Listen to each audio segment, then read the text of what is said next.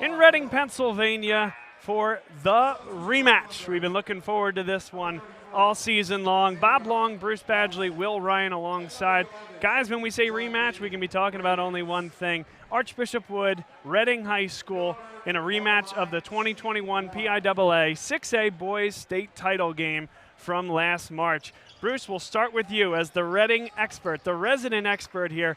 This Rick Perez-led program, 2 state titles in the last 5 years, and the hits keep coming. Some fantastic players, wonderful coaching staff, a great culture, and a great start here to the 2021-2022 campaign. Yeah, absolutely. And considering the start to the campaign being so good, they've gone through a lot of, issues, so to speak, some suspensions, trying to find team chemistry, believe it or not. Talking to some assistant coaches before the game, they seem to think they're starting to gel as a team. And looking forward, they finish off with a Berks League schedule, but they seem to be hitting their stride now that they've got all the pieces to the puzzle.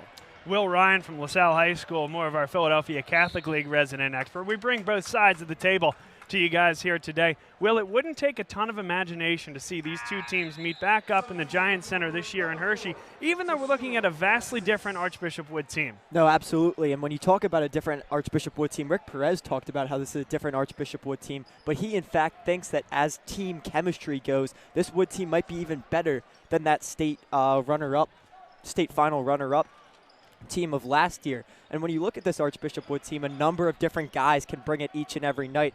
They beat, perennial 6A title contender Roman Catholic earlier this year, 64-61. Basile Laster, a junior who just picked up a Drexel offer, was big in that game. And you don't always think of Basile Laster as the scoring option, but he had 18 that game. So the depth for Wood is a big thing this year. Both these teams hitting their stride at the right time. You talk about Roman Catholic. Well, let's talk about Reading. What a week they have had. First of all, earlier in the week, Miles Gray, school record 10 threes in a single basketball game. Not to be outdone. His teammate Ruben Rodriguez goes and puts up 50 points, breaking none other than Danielle Marshall's 20-plus year school record. Now, continue on to Friday. Ruben Rodriguez scores 1,000 points, and what else happens? They beat Vertical Academy in the Scholastic Play-by-Play Classic, and what a game that was. Vertical Academy, a brand new school, started by Mikey Williams' father. Mikey Williams has a lot of Twitter followers. He's an unbelievable junior recruit. He and Justin Edwards out of the Philadelphia area, both right near the top of that list. They take down Vertical Academy, stifled them with defense, got out on the break, played really well. And then Ruben Rodriguez, as mentioned earlier, 1,000 points for his high school career. So, Bruce, tough to be playing much better than this Reading team right now. Yeah, tough to be playing as good as them. But one of the things I was talking to the assistant coaches about, before the game, is that was such an emotional win last night. Such a high. They went on an 8-0 run to finish the game, to come away with the W.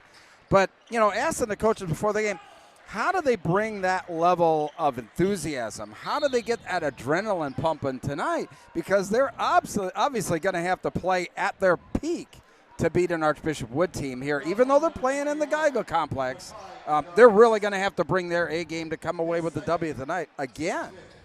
And nothing like building suspense, right? So this is a 6-game parlay, if you will, here today at the Geiger Complex. Game number 5 is about to head to the 4th quarter. But we wanted to get on. We know there's a lot of anticipation for this game. We'll talk a little bit about what's going on, but don't expect tip for necessarily maybe another 20 minutes or so. Again, Will Ryan, Bruce Badgley, Bob Long here on Bob Long Sports. Proud to be broadcasting this game, the rematch between Archbishop Wood and Reading High School. We'll take a break. We'll come back in just a few minutes with more pregame. Pregame will also have some interviews down on the floor. Looking forward to hearing from Rick Perez and John Moscow. Stay with us. Dunphy Ford is Mayfair's neighborhood Ford store. Nobody knows your neighborhood like Dunphy Ford. Nearly 40 years. Right here on Frankfort Avenue. Generation after generation. Our neighbors continue to be our customers. We have access to the cars and trucks you want with financing you need. Dunphy Ford is Northeast Philly's first choice for America's #1 brand. 7700 Frankfort Avenue in Mayfair. Online at www.dunphyford.com. Come experience the Dunphy difference. You'll be glad you did.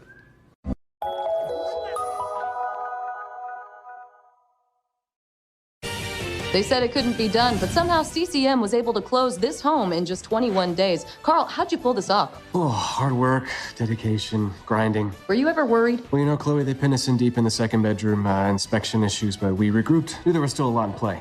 Well, I'm sure the Franklins were pleasantly surprised. We got a good organization here. A lot to look forward to. Good luck with the next close. And there you have it. Cross Country Mortgage is dedicated to getting it done.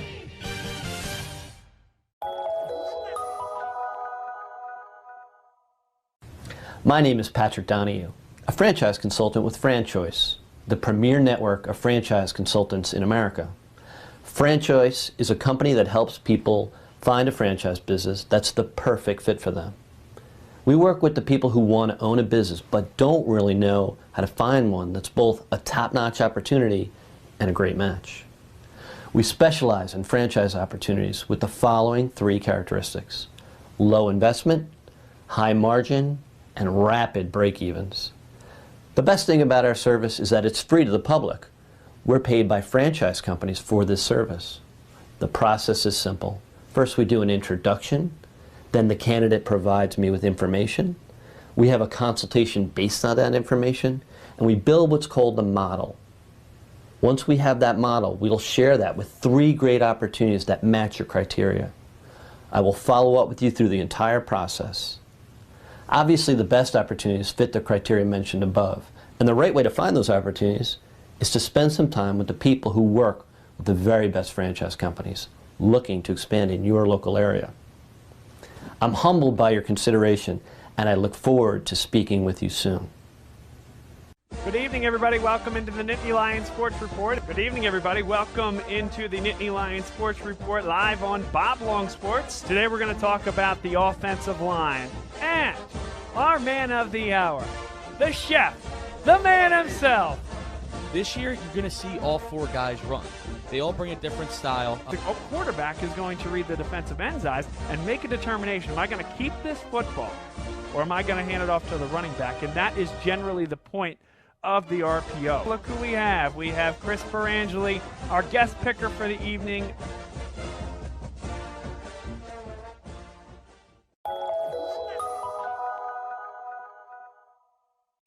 What does this win mean? Been with the family for a long time. With our team chemistry, it was bound to happen. Just close, baby! Such a big win from Cross Country Mortgage. Dedicated to getting it done.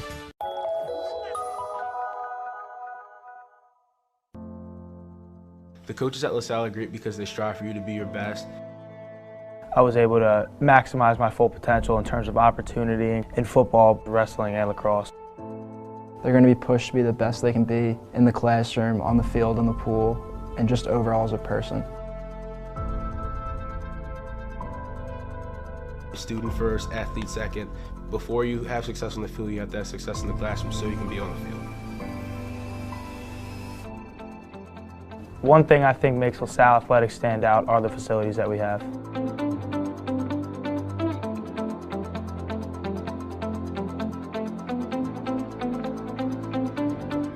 One thing I think makes the athletic programs here so strong is definitely the coaching and the staff.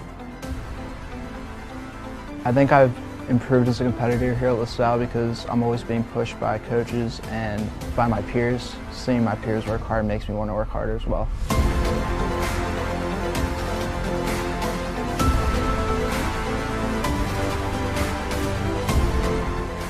No matter what your interests are, every single person here is going to make sure that you're able to fulfill your dreams and what you want to do.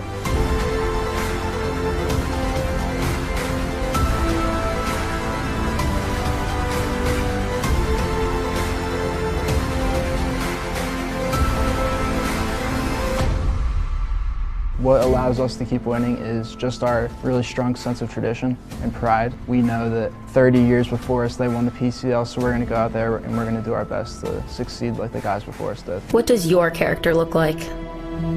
Does it bounce back after each setback? Does it stand out by standing up? Does it make good on good intentions? Character is invisible until it's not. Only through action will the world know what it's made of, what you're made of. Find out how you can strengthen the character of your community alongside empowered veterans and families of the fallen at travismanion.org. I say that LaSalle fuels my passion because it has such great programs with what I'm interested in. LaSalle affords you the opportunity to get involved in as much as you possibly want to. There's tons of different clubs and activities with any different interest you could have. No matter what you're doing, you'll be supported by your peers, and LaSalle will become a place that you love to go to and you will want to go to every day. I think it was pretty easy to make friends. I feel like the most friends I made came through my extracurriculars. What I love about LaSalle is you could make relationships with other people by getting out of your comfort zone. That's what LaSalle really teaches us, to be open and be open to meeting new people. You're always going to gain something from clubs. Even if you find out that that club isn't for you, you're still going to pull something away from it, come out with new friends, have new connections. Getting involved definitely helps you meet new people. You want to come to LaSalle because you want to be able to explore. You want to be able to try a number of different opportunities we have to offer here. You're going to really discover what it means to be not only a LaSalle gentleman, but also develop with your own passions and have all these different opportunities to try things that you might not have had otherwise. Welcome back, folks, inside the Geigel Complex. We join you from high above. Excited for Archbishop Wood against Reading High School.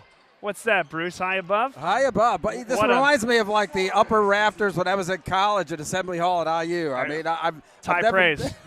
Well, but it's we're really staring down at the court here tonight. That's for sure. Well, we're excited. We'll get these two teams going momentarily. Again, it's halfway through the fourth quarter here, but we're going to talk a little bit more about both of these teams.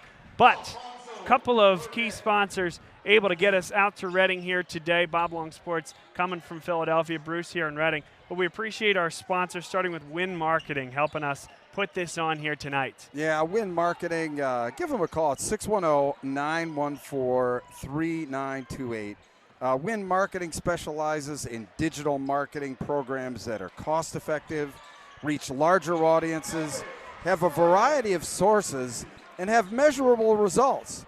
Contact Win Marketing today at 610-914-3928. They've been a really great sponsor for us this year for all of our basketball coverage, all of our football coverage. We talk about this all the time, but you fans need to support. If you want this stuff for free, you've got to support the sponsors who support these broadcasts. Win Marketing, they're stepping up to show you these games, and please support them. And also, we've got the Apex Auto Exchange. You can shop for unique and pre-owned cars at Apex Auto Exchange. It's a local company out in Ephrata. It's a family-run automotive and ATV dealership that specializes in unique vehicles such as performance cars, classic cars and trucks, motorcycles, vintage two-stroke ATVs. Financing options for everyone. We work with all credit histories, bad credit, no credit, bankruptcies, and more. Certain vehicles on our lot are eligible for buy here, pay here. Inquire at the dealership for specific information. That's Apex Auto Exchange out in Ephrata. Another great sponsor of high school sports. Don't forget to support these sponsors, fans. Yep, I couldn't agree more. Through all of us, right? You're working with LL Hoops. We've been doing Bob Long Sports for a long time in Philadelphia. It is the sponsors that make these engines go, if you will, and bring the coverage to you. So we appreciate that. Will, let's take a look at the Philadelphia Catholic League a little bit, as well as Bruce. Let's take a look at District 3 as a whole. Starting with you, Will. Archbishop Wood, a team that graduated 5 guys that are playing high-level basketball, 4 at the D1 level, 1 at NAIA level. And Catholic League, as talented as it ever has been this year, Wood, where do you find and where do you think that team is in that mix? So when we talked last time on the broadcast, when it was the Archbishop Wood versus the George School, in a great game, the George School ended up winning by 1. We said that neither team might be at the top of their league. Well, it seems like I've been stood corrected, because Archbishop Wood goes out, beats a Roman Catholic. They've taken care of Devon Prep, who's a great program in the Philadelphia Catholic League. Who actually beat Reading High. Absolutely. Yeah. They did, yeah. Devon Prep came to the Geigel Complex and knocked off Reading High. So the Philadelphia Catholic League, obviously deep as usual, but Archbishop Wood undefeated in the Philadelphia Catholic League. They're looking to stay hot. They'll have to compete with teams like Newman Goretti, who's only played 1 Philadelphia Catholic League game so far. and West Catholic, but it's a huge advantage for them that they've already knocked off a perennial powerhouse in Roman Catholic. And then District 3, Bruce, I mean, of course, Reading High School. When you talk about District 3, you talk about Reading basketball. But what else is going on in Berks County? Well, in the district, it's really Berks Catholic has done very good in 4A. They're in the top of the ranking. We'll actually be broadcasting their game. Berks Catholic only beaten by Reading High and one other team so far this year. They're a top 4A. Exeter doing very well in 5A. But 6A, yeah, it's Reading High and really everybody else. But that's what makes it interesting, quite honestly, because the rest of the 6A division in District 3, very evenly matched, a lot of good teams across all of the conferences. We do a show every week, our pick and roll show on LL Hoops. It's every Wednesday. We feature boys and girls teams from all over District 3. Last week we focused on the York Adams teams. This week we're going to be focusing on the Mid-Penn Conference. We started with the LL League, which has some really great teams, maybe more in the lower sections, but really great basketball being played out in the LL, in the district. And for the Reading area, you know, a lot of the teams, you know, are in 6A. Muhlenberg out there playing right now, has a big league on Susquehanna Township. They're going to be a handful for anybody to handle in 6A. So a lot of good, you know, Berks League and District 3 action, you know, on the boys' side. And I cover the girls' side, too. In fact, Bob and I will be doing the girls' state championships for NFHS Network, following all the, you know, the girls' hoops action there, too. So, like I said, pick and roll every Wednesday on LL Hoops. We go from stem to stern, front to back, on boys and girls, 1A all the way through 6A every single week. Those power rankings change, like, you know, when you have 3 games and you're playing them in a week. I mean, they can really be volatile, but especially this time of year. So if you're just joining us here and you wonder who are these 3 talking heads, Bob Long, Bruce Badgley, Will Ryan alongside, excited to broadcast the rematch. Archbishop Wood travels to the Geico Complex to take on the reigning state champion Reading High School. We are, we'll call it 15 minutes or so from tip. 2.5 minutes left in this last game. Like you said, Bruce, Muhlenberg well in control, 23-point lead. But we wanted to come on, folks. We're anticipating this game, and if we're not coming on until 8 o'clock, they're saying, where are you guys? So we wanted to come out, set the stage, talk a little bit about both of these teams. And, you know, we've hit it a little bit, but Archbishop Wood, all 5 starters last year gone. The 2 guys coming back is Mike Naus and Tyson Allen, 2 guys that had big roles off the bench for that team last year. But, Will, some transfers. Bishop McDevitt no longer a school. It shut down last year. Big guy that came over, Justin Moore. Absolutely. Justin Moore leads them in scoring, a Drexel commit. And it's not just Justin Moore who has come and made an impact. You look at Carson Howard, who transferred from Lacey in New Jersey. He's averaging darn close to a double-double. He might be averaging a double-double. He was at 10 points per game and 9.9 rebounds per game. So we'll bump it up to the double-double. And then you've got a guy like Basile Laster, a guy who's been at Wood all 3 years. He's a junior, played freshman ball freshman year, JV and varsity last year, and a varsity player this year, and a Division I player. Josh Reed, Jaleel Bethea, 2 sophomores have been here, you know, for both years, and they're really producing this year, specifically Jaleel Bethea. I mean, he'll let it fly. I've seen him play 2 games live, 23s in those 2 games. You know, 23s attempted, I should say. Then Josh Reed, a great defender. So it's really a full effort. Then another Bishop McDevitt guy is Deuce Kennedy, a point guard, real smooth with the basketball. And he'll come off the bench, and he'll provide some good minutes for the Vikings. And then, Bruce, on the Reading side, we talked about their fantastic week right at the top of the broadcast. But first, Miles Gray sets the school record, 10 threes made in a single game. Ruben Rodriguez then puts up 50 points against Daniel Boone midweek. And then later in the week, they take down Vertical Academy at Santander Arena last night. Ruben Rodriguez hits 1,000 points. Mikey Williams goes home with a loss. And you can't argue with the momentum of this team that they're playing as well as anybody in the state and really league-wide, country-wide, statewide here. This is a great team led by Ruben Rodriguez, Miles Gray, but also we haven't talked about the big man yet, Daniel Alcantara. Yeah, I think his presence back in the lineup is, kind of the glue that's going to hold this team together the rest of the way. There's a lot of confidence on the Reading sideline now that, there shouldn't be another blemish on the record till they get through a district championship. Now, you might say that that's cocky, but that's the fact. And all they're doing is just stating the fact that this is a very solid program, very solid team. Every night they take the court with that kind of attitude. And you can see it on the court every single night. And that's somewhat intimidating for, I see them play a conference schedule. It's enormously intimidating to have that walk out on the court every single night. And even when they weren't at full strength over the last couple of weeks through the conference schedule, they really weren't challenged. So now at full strength, fully expect them to kind of, waltz through the districts or whatever like that. So that's why I think this is a very important game. I think that this is really the last measuring stick I think that Rick Perez has of his team and having all the pieces together to be able to do that measurement. Well, and what a time to schedule 2 big-time non-league games in the middle of January when you have all these other games coming up in your league. You have some cancellations and postponements, and things are getting jammed up towards the end. 2 fantastic matchups coming at you tonight, and, they have the win over Vertical Academy was one.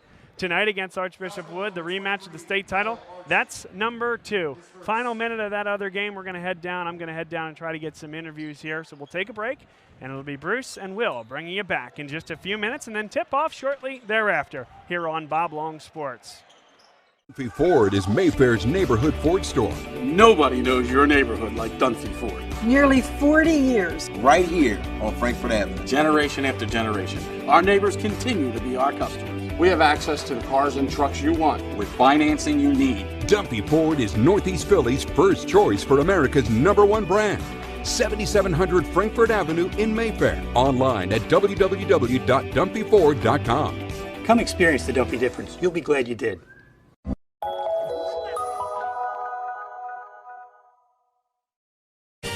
They said it couldn't be done, but somehow CCM was able to close this home in just 21 days. Carl, how'd you pull this off? Oh, hard work, dedication, grinding. Were you ever worried? Well, Chloe, they pinned us in deep in the second bedroom, inspection issues, but we regrouped. Knew there was still a lot in play. Well, I'm sure the Franklins were pleasantly surprised. We got a good organization here. A lot to look forward to. Good luck with the next close. And there you have it. Cross Country Mortgage is dedicated to getting it done.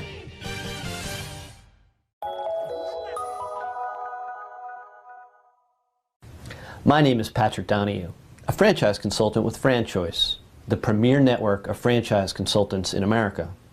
FranChoice is a company that helps people find a franchise business that's the perfect fit for them. We work with the people who want to own a business but don't really know how to find one that's both a top-notch opportunity and a great match. We specialize in franchise opportunities with the following 3 characteristics: low investment, high margin, and rapid break-evens. The best thing about our service is that it's free to the public. We're paid by franchise companies for this service. The process is simple. First, we do an introduction. Then the candidate provides me with information. We have a consultation based on that information, and we build what's called the model. Once we have that model, we'll share that with 3 great opportunities that match your criteria. I will follow up with you through the entire process. Obviously, the best opportunities fit the criteria mentioned above, and the right way to find those opportunities is to spend some time with the people who work with the very best franchise companies looking to expand in your local area. I'm humbled by your consideration, and I look forward to speaking with you soon. Good evening, everybody. Welcome into the Nittany Lions Sports Report. Good evening, everybody. Welcome into the Nittany Lions Sports Report live on Bob Long Sports. Today we're going to talk about the offensive line and our man of the hour, the chef, the man himself. This year, you're going to see all 4 guys run. They all bring a different style. The quarterback is going to read the defensive end's eyes and make a determination. Am I going to keep this football or am I going to hand it off to the running back? And that is generally the point of the RPO. Look who we have. We have Chris Perangeli, our guest picker for the evening.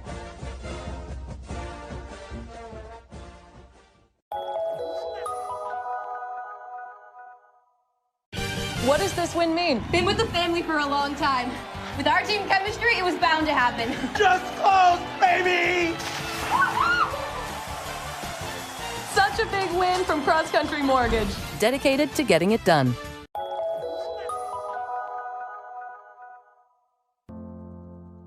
The coaches at LaSalle are great because they strive for you to be your best.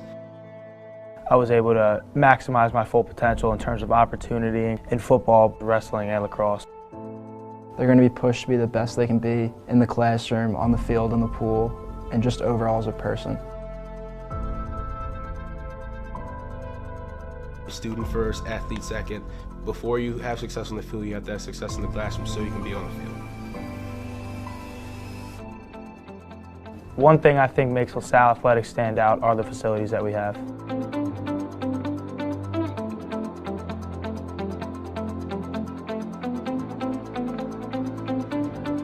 One thing I think makes the athletic programs here so strong is definitely the coaching and the staff. I think I've improved as a competitor here at LaSalle because I'm always being pushed by coaches and by my peers. Seeing my peers work hard makes me want to work harder as well.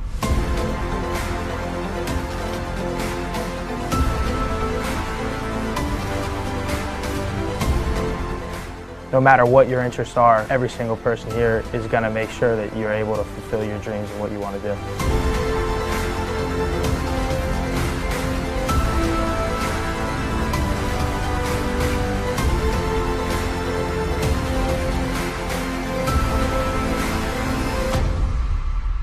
What allows us to keep winning is just our really strong sense of tradition and pride. We know that 30 years before us they won the PCL, so we're going to go out there and we're going to do our best to succeed like the guys before us did. What does your character look like? Does it bounce back after each setback? Does it stand out by standing up? Does it make good on good intentions? Character is invisible until it's not. Only through action will the world know what it's made of, what you're made of. Find out how you can strengthen the character of your community alongside empowered veterans and families of the fallen at travismannion.org. I say that LaSalle fuels my passion because it has such great programs with what I'm interested in. LaSalle affords you the opportunity to get involved in as much as you possibly want to. There's tons of different clubs and activities with any different interest you could have. No matter what you're doing, you'll be supported by your peers, and LaSalle will become a place that you love to go to and you will want to go to every day. I think it was pretty easy to make friends. I feel like the most friends I made came through my extracurriculars. What I love about LaSalle is you could make relationships with other people by getting out of your comfort zone. That's what LaSalle really teaches us, to be open and be open to meeting new people. You're always going to gain something from clubs. Even if you find out that that club isn't for you, you're still going to pull something away from it, come out with new friends, have new connections. Getting involved definitely helps you meet new people. You want to come to LaSalle because you want to be able to explore. You want to be able to try a number of different opportunities we have to offer here. You're going to really discover what it means to be not only a LaSalle gentleman, but also develop your own passions and have all these different opportunities to try things that you might not have had otherwise. Hello and welcome. We are back here at the Geigel Complex as the teams are now on the court. We're 13 minutes and 41 seconds until tip-off. And Bruce, just talk a little bit about this Reading team. And again, I know we talked about it a little bit earlier, but the role that they're on right now. Well, and the role really hasn't stopped, you know, from last year. They started, you know, on the roll as we got into the postseason last year. We're trying to find our buddy Bob Long. He's set to do some on-court interviews here relatively quickly. Pre-game. Yeah, it looks like he might be with Coach John Moscow, Archbishop Wood's head coach of quite a few years now, and we'll send it down to Bob now. Joined by head coach of Archbishop Wood, John Moscow. John, Great of you guys to come up to Reading for a game like this. Why did you guys agree to do it mid-season in the middle of Catholic League play? Rick's a good friend. He came down for my wife's event in December. He asked me if we wanted to come up. I always like to play a non-league game or two during the Catholic League season just to get a different look. And I think it's a special place to play for our kids to get the atmosphere here in the Geigel Center, a great arena. They get great support, and it's a real road game, and see how we handle that. It also happens to be a rematch of the state title game from last year. Has that been discussed at all? No, it's two different teams. I mean, we lost 98% of our team, our offense, our defense. So I don't feel, everybody's going to talk like that, but it's just another game against a great program and a great school. You guys have been coming into your own. You talked about a different team, all your scoring gone. You wouldn't know it looking at the results. Looks like the same old Archbishop Wood contending at the top of the Philadelphia Catholic League. We were lucky we got Justin Moore, who transferred in from McDevitt, and then we were lucky, the kids are really buying in, and there's guys that were on the bench getting beat up every day in practice by those four guys. And, the four guys came back and keep talking to kids about, how the program's built and what they have to do, and they're getting their chance to play, and they're showing some good work. What have you seen with the Reading team so far? I know you've got games stacked on stacked on stacked. Some limited time to do some film study, but what have you seen? They play hard. They got, good shooters. They play together. They play for their uniform, and they nonstop, 32 minutes. They just keep coming and coming at you, no matter what what happened or what the score is. Well, thank you for doing this. Thanks for scheduling games like this. High school fans love it. Yeah, thank you. All right, good luck tonight. Supporting us. Hey, it's our pleasure. Send it back up to the booth. See if we can grab Rick for in a few minutes here. Yeah, and John Moscow said it. It certainly is a bit of a different team for Archbishop Wood this year. But with that being said, man, like Bob said, you can't tell with the results so far this year. They do have 3 losses, but that's it. And those losses come against like St. Francis in Maryland, who's a national powerhouse, and then Camden in New Jersey, who is the national powerhouse in the Philadelphia area. And I hate to interrupt you guys, but we have Rick Perez, head coach of Reading High School. Rick, I'm going to say what I said to John. Thank you both for scheduling games like this. High school fans love it. What drove you guys to play this game here today? Well, you got to play the best. You got to give, not just about playing the best, you want to give your kids the best possible experience. So playing Wood, they play a high level of basketball. They got great character, great coaches, just a great program overall. So we know that we'll be in for an experience tonight, as they will. You bring it to the Geigel, you bring Bob Long to the Geigel, and it's just going to be a great day today. Tell me about last night. I know you're going to move past that real quick, but Santander Arena, Vertical Academy, Mikey Williams, you guys take them down. What did that feel like for you and your program? Well, I mean, it was amazing, and we respect them just like we respect any other opponent. But, we're back at the Santander. It's been a little while, so that's always exciting. But, that's the platform that we're now competing at, so we feel that we can play against anybody. And, so beating them, we don't feel like the underdog anymore. If you're put on that stage, then, you got to perform on that stage. And I think that's what our young men did yesterday. This is a rematch here, the state title game from last year. Any discussion about that leading up to this one? Not at all. It's 2 new basketball teams, a different environment. Of course, the state title is not on the line, but it's just, last year's last year, and it's a new year. And is this week for you guys? I know it's not over. You got this one tonight. Miles Gray, school record 10 3-point shots made in a game. Ruben Rodriguez, 1,000 points. Ruben Rodriguez, 50 points in a game in the win over Vertical Academy. Can you put that into perspective, or is it too tough right in the middle of it all? No, it's very real. Sports really puts life in perspective. You lose to Lower Merion on Sunday, and then you come out with some great moments. And what it just shows you is don't keep your head down too long. There's always great opportunities ahead of us with every step that we take. And that's what sports shows us at all times. If we would have hung our head, after Lower Merion, we wouldn't have been able to, to experience those beautiful things. So, that's one day, the wins and the losses all have the same value. You just got to open your mind and your heart to every single one of them. Rick Perez, our guest here. Thanks so much for doing this. Thanks so much for spending the time, and we can't wait for tonight. All right, thanks, Bob. Appreciate you. Back up to the booth. Rick Perez there. I mean, just a special guy. And we thank him for the kind words. But yeah, I mean, this is a special moment and special game, and that's why, you know, Bob and you guys come up from Philadelphia because, I mean, you're basketball junkies, man. I'm telling you what, for our Reading fans that are watching Bob Long Sports and for our Philadelphia Catholic League viewers, I mean, this is where it's at. I mean, Reading High, Philadelphia Catholic League, I mean, let's be real. This is the hotbed of basketball in the state of Pennsylvania. And being able to connect the dots where ultimately we end up at the Giant Center in Hershey, this is one of those games. This is one of those games where you can say, well, Archbishop Wood, you know, they beat or lost, you know, to Reading. And for me to see Archbishop Wood again after seeing him just a couple weeks ago, you know, I'm really interested to see what they have to offer, Will. And the same thing goes for Reading in that we saw them a couple weeks ago at the Diane Moscow Foundation shootout. We'll see how they've grown. And the same thing goes for Wood. We'll see how they've grown. Both teams are hot right now. Reading was hot going into that game versus LaSalle. They kind of cooled off for a little bit, and then they are right back into the swing of things. Archbishop Wood, again, they played well against the George School, but they couldn't, you know, eke out a win, if you will. And now they're, you know, as hot as any team.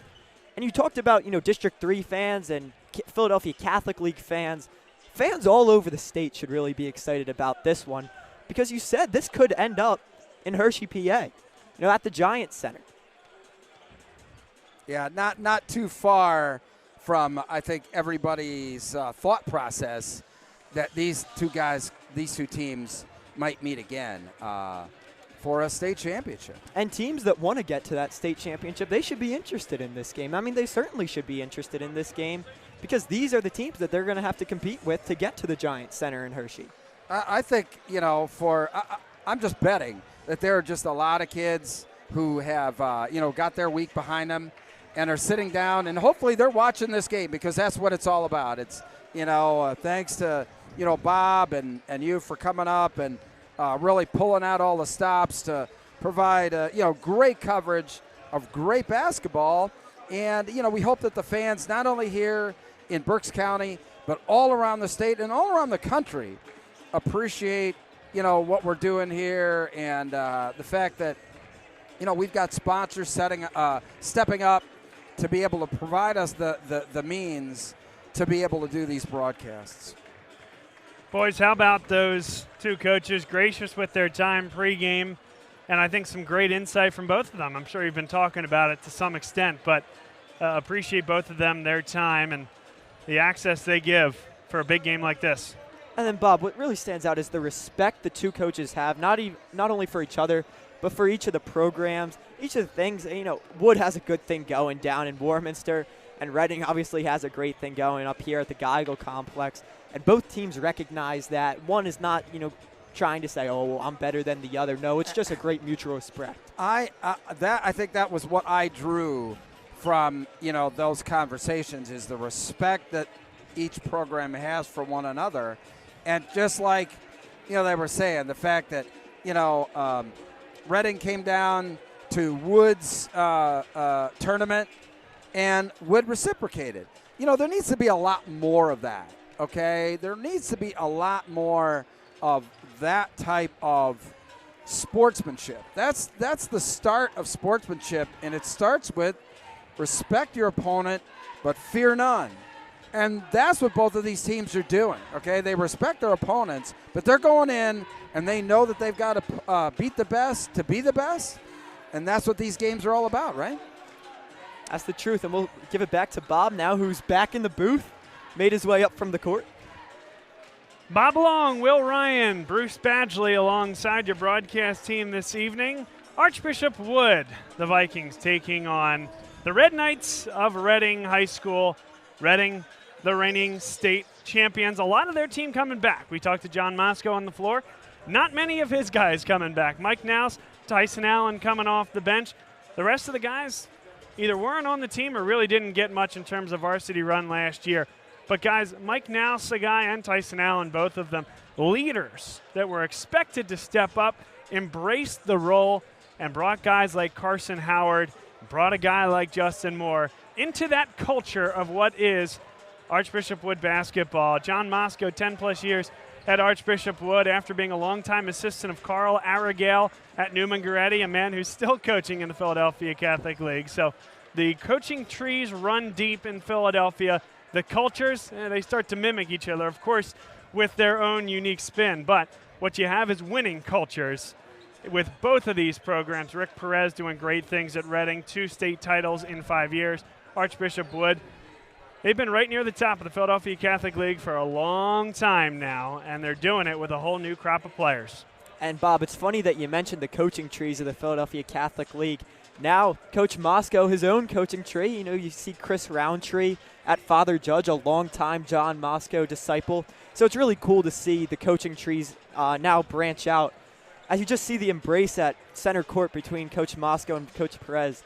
If the respect from the interviews wasn't clear, then we all thought it was clear. But the respect, it's just off the charts. Archbishop Wood, Reading, just both of them a couple of losses. That's it this year. Both teams have challenged themselves with big-time schedules. Reading has passed nearly every test. Talked about that game that they lost against Devon Prep. They were shorthanded in that game. Daniel Alcantara was unavailable. He is back, averaging in double figures. And this is a team that has, I'm not going to call it balanced scoring, but they're going to have a bunch of guys that can light it up. And you start with none other than Ruben Rodriguez, leading the team with 19 points per game, 80% from the foul line. He's hit 23s on the year. Offers from Jacksonville and St. Peter's. Miles Gray, 10 threes in one game, 41 threes hit on the year for him, averaging 13 points per game. The one thing, Bruce, for him, he's taken his fair share of free throws, 41% from the line, something to keep an eye on here this evening. Daniel Alcantara, 15 points per game. He's missed 5 games. He goes. That's when this Reading team goes. Joey Chapman averaging 8 points per game. Xavier Davis at 7.1. Amir Burdine at 3.6. We'll await the starting lineups. And for Archbishop Wood, Justin Moore heading to Drexel next year, a transfer from Bishop McDevitt, 17 points per game, 5 assists per contest, shooting it at 85%. From the charity stripe. Basile Laster, 8.6 points per game and 4 rebounds, 4.5 assists. Lights it up really all over the stat sheet. He has an offer from St. Peter's. Tyson Allen averaging 6 points a game. And Jaleel Bethia with 7 offers, averaging 12.3. Let's send it down to the public address announcer to get things started here tonight. The VIAA requires all registered sports officials to enforce the sportsmanship rules for coaches and contestants. Actions meant to be opposing contestants, teams, spectators, and officials are not in the highest ideals of interscholastic education and will not be tolerated. Let today's contest reflect mutual respect for all involved in the game. Now, ladies and gentlemen, let's meet the visitors.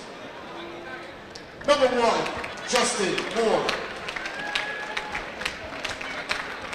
Number 4, Basile Laster. Number 5, Tyson Allen. Number 14, Mike Mouse. And number 20, Carson Howard.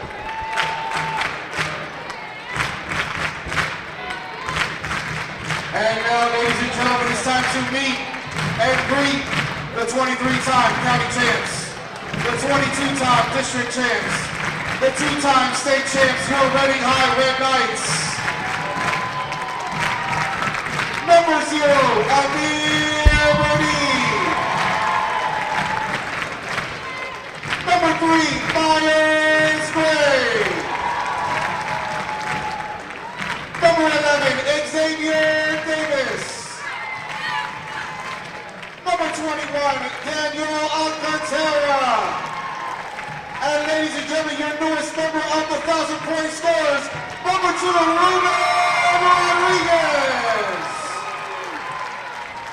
The Red Knights are coached by Mr. Rick Perez. Ladies and gentlemen, the national anthem was played at the first game, so now it's time to play some ball. Well, I guess they understood our suspense and our thirst for basketball. Skipping the national anthem, of course, done at the onset of this 6-game gauntlet, and now we'll get ready For hoops, Bob Long, Will Ryan, Bruce Badgley alongside. I think this has been sufficiently hyped. I think it's safe to say, Bruce. I mean, man, I'm excited up here. It seems like the Reading circle is excited right now. The crowd is excited. And I'm sure the viewers at home are excited. Well, let's hope so. I know Bob's excited. Should be a great evening here, guys. Two of the state's best. It wouldn't take a lot of imagination to see both of these schools back in Hershey in the 6A boys title game at the Giant Center. Tonight, the Geigel Complex will have to do.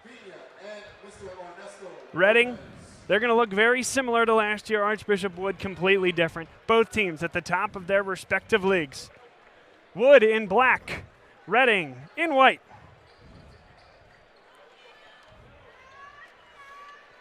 Carson Howard against Alcantara. And we're underway. Of note, getting the start for Wood is sophomore Josh Reed. Basile Laster starts most games for the Vikings, but it'll be Reed handling the point position. Reading in a man-to-man. Howard floats a high ball screen. Good body control, couldn't finish though. Offensive carom and a finish. Josh Reed averaging just 3 points per game. Got an easy 2, and now Howard creates the steal. This is what Reading's known for, is that. Yeah, stepping on the sideline there, Bruce. That full court, 94 feet of pressure from the men in white here today. And that's something that I like for every basketball team to do starting out of the blocks. I think pressuring at 94 feet just gets your team into the game faster. Absolutely, Bruce. It creates energy if it wasn't already there. Back screen, sets up the open 3. That's Miles Gray. He hit 10 threes in a game earlier this week. The sweet stroke from the corner. Less than a minute in, it's 3-2, Reading High School. Here's Mike Naus with his first touch, tipped away, kept in bounds. And Wood's going to come up with a great look in the corner, more, no good. Another offensive carom.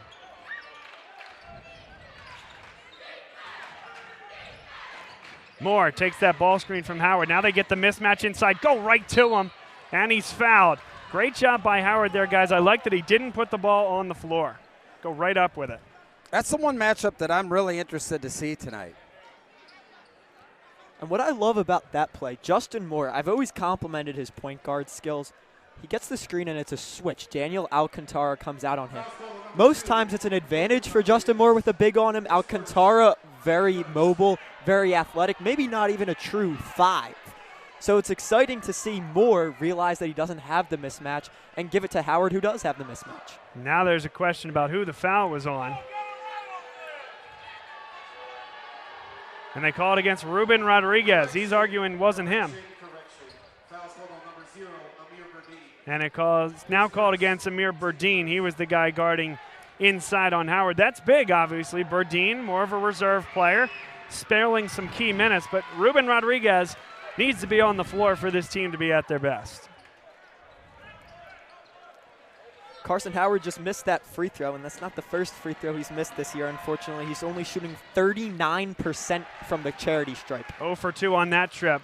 Reading runs up the floor quickly, sets the offense. Rodriguez. A drive inside. Not able to get it to go. Wood on the run. Tyson Allen, yes. That's controlled in the transition game for Archbishop Wood. That's what you get from the senior leader on this team. That's why I think rebounding is a big key to this game as well. Both teams want to get out and run, but you can't do that if you're not controlling the boards. Howard flashes out on the big man, Alcantara. Dribble drive. Naus in there defensively. Active hands, and they save it along the baseline.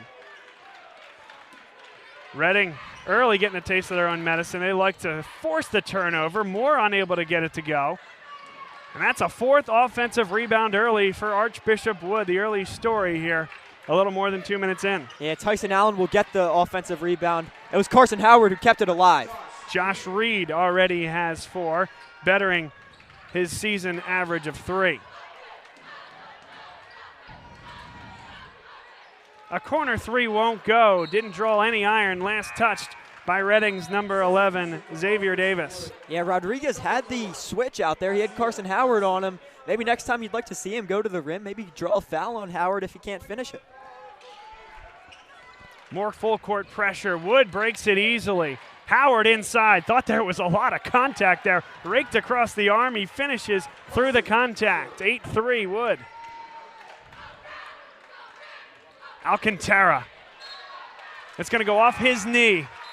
Back to Archbishop Wood. Timeout called by Rick Perez. Yeah, good timeout there by Coach Perez. I actually kind of a little bit late. Normally Rick doesn't allow these guys to, get that much out of sync to start a game. And what will get them back in sync? Maybe a dead ball here, be able to pick up all 94 feet when they're turning the ball over or long rebounds. Howard, a very good rebounder, and he gets it out quickly. So now in the dead ball situation, Reading can force a turnover and get themselves right back into this game. Not to say they're out of this game. It's 3 minutes into the game. No, but it's the same principle, Will, as why you play your best defense off of scores, right? Because it is that not truly dead ball, but having to inbound from the baseline. It's the rematch between Archbishop Wood and Reading High School live here on Bob Long Sports. My team along with me, Will Ryan and Bruce Badgley. Bruce pulling double duty, camera and color. We appreciate him doing that.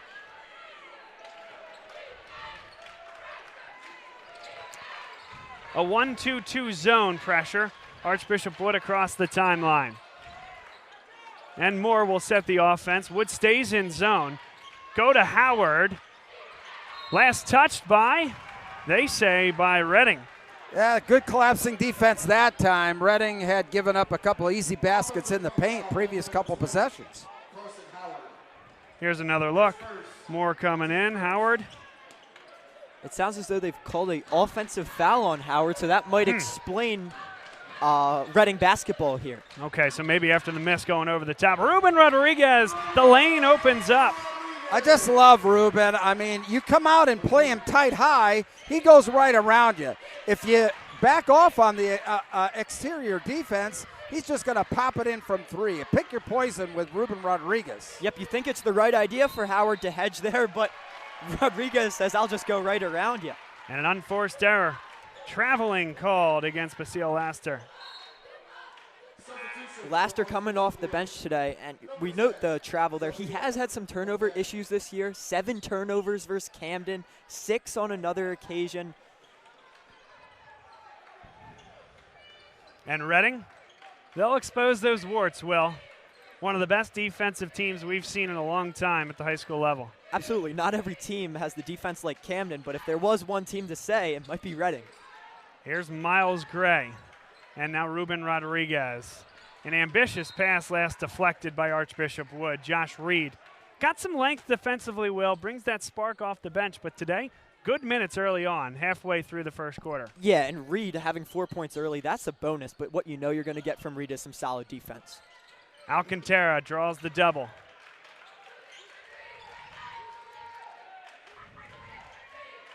Joey Chapman, and now Alcantara. Wow, from deep, the big man. That one looked good from here, Bruce.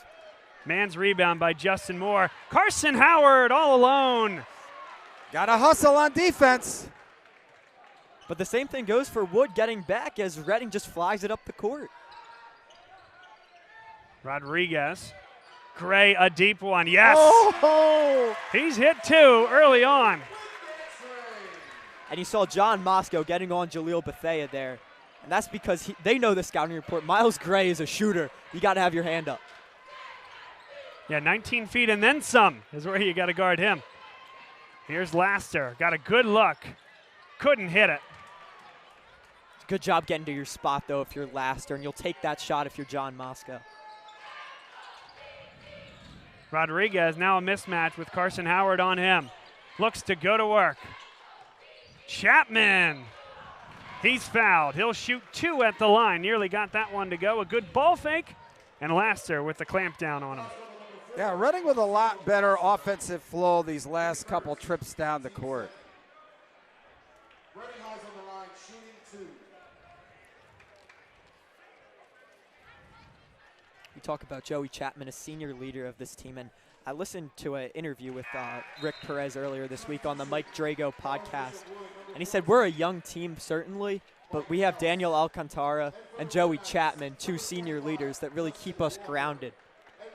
Chapman came into the game 14 for 43 from the foul shot. From the foul line, you wouldn't know it on that first one. Justin Moore picks up his first personal. In and out on the second one. An offensive rebound for Reading. Chapman will go right back to that same spot. And he traveled with it. It was just that last little peel at the end. He was good with that pivot foot until he slid across the lane. And it's really just right there where it comes up. I guess the referee deemed that he still had the ball in his hand as that far pivot foot was sliding. Nouse will pull this one out. One of the leaders on this team, a key reserve on last year's state runner-up. A deep 3. Big-time rebound by Reading. Justin Walker. Now Gray. They'll reset. Chapman's been really good going to the basket, just couldn't finish that time. Pulled right away from Tyson Allen. And we got a whistle, Miles Gray. I think it was a foul before he stepped out of bounds. Yes, foul's going to go against Tyson Allen.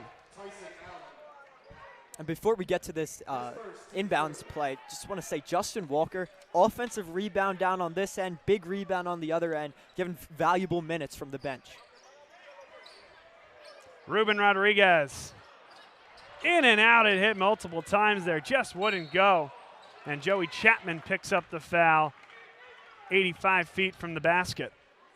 Also, good job by Tyson Allen there with a controlled tip to Jaleel Bethea. So, nice job. We've seen a lot of good rebounding so far in this contest. That's what you get from 2 physical teams. 3 team fouls against Archbishop Wood, just 2 against Reading. That was Chapman's first.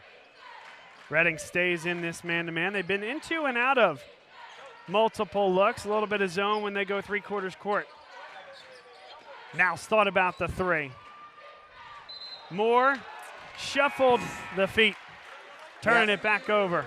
Just got to keep your wits about you, you know. I mean, you have to believe that you're going to get there. You just got to take your time and be patient. Archbishop Wood, a team that was 19-1 last year, won the Philadelphia Catholic League, 68-59 against Roman Catholic. Rasul Diggins, Jalen Stinson, Deshaun Shepard, Marcus Randolph, Manir Newton, the starting 5 on that team. All 5 of them playing college basketball, 4 of them at the D1 level. There's the bucket, Aris Rodriguez. That one loss, Will, was to a familiar foe. It was to this Reading team in the state title game. I've got a fun comparison with Aris Rodriguez. I once heard a coach compare him to George Gervin. The Iceman comes off the bench for this Reading team and is just instant offense for the Red Knights. Bruce, what do you think? That's a pretty nice comparison, huh? It's a nice comparison, one that I wouldn't necessarily agree with, but not that he's not a good player, but I think completely different styles. 1:15 to play. Action-packed first quarter. Justin Moore thought maybe he had one extra step, wasn't called. It's going to go to Reading anyway. Good interior defense by Reading there. Here's another look. It was really recovery, Bruce, right? Because that initial drive down the baseline, maybe you don't want that, but the collapse and the contest without fouling, that's what I really like there. 1:06 and ticking here in the first quarter. Gray pulls up. How good is that? Wow. I mean, the guy is just on fire. He's got 8 of their first 13. Here's Moore. Has the lane. They're going to wave off the shot. That'll be just the 4th team foul. So they'll have a baseline out of bounds with 47 seconds left in the first quarter.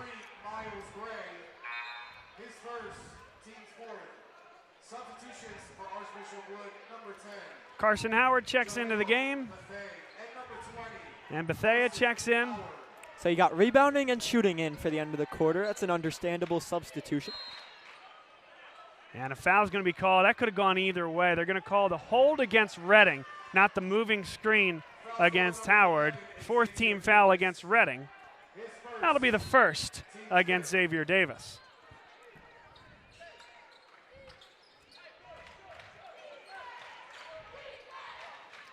Moore gets a great look in the lane and couldn't get the shooter's roll. And Reading gets the hand on it. Wow, nice job by Daniel Alcantara knocking it out of Carson Howard's hands. He had it. He had another offensive rebound knocked away. 25 seconds and ticking here in the first. Wood content to look for that final shot.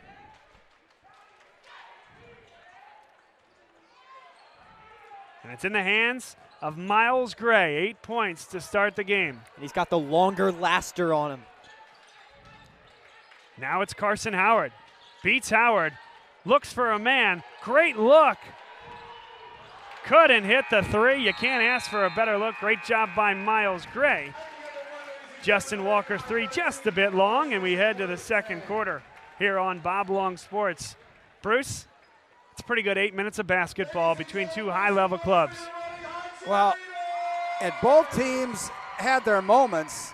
Somewhat slipped away on the offensive side, I believe, for Reading. They had a lot of good looks from three and couldn't knock them down. But still, Archbishop Wood, they seem to be controlling the boards. They just haven't been able to get those putbacks for those second chance points. So very good first quarter.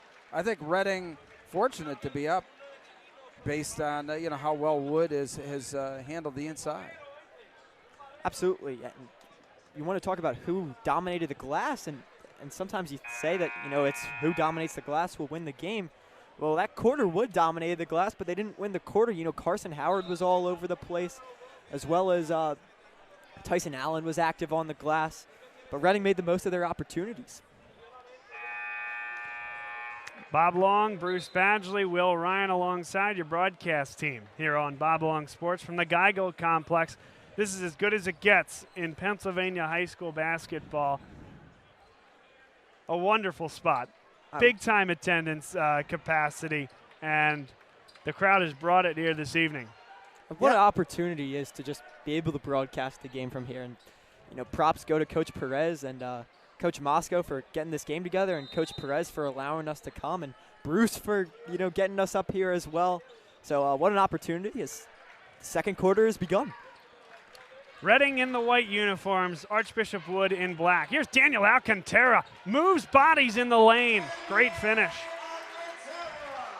I mean, he's got such a big body. I'd just like to see him go up rather than go up strong rather than wait for the defense to come to him, though. Yeah, Basile Laster, a good perimeter defender, but against the bigger Alcantara, he stood no chance. Justin Moore, he's fouled. That was a pass. So, 6th team foul against Reading. Wood not on the line yet, but fouls starting to become an issue. Yeah, next one they'll be in the bonus, Bob. Pretty well disseminated, though. No player with more than one personal. Moore lost his footing. Lost the basketball. It's Reading ball. Good double there, and you create that third defender with that baseline. Rick Perez, this Reading team, knows how to do that so well. Great feed inside, but Alcantara couldn't quite find it. It's going to go last touched by Reading. Wood basketball. Mike Naus first on the floor. Yeah, that was a tough one. They say that Aris Rodriguez was out of bounds when he touched it. Seemed like the call was late. Seemed like the ball was when the ball went out of bounds, which was last off Mike Naus. Interesting call there, but trust the referee's discretion as he was on.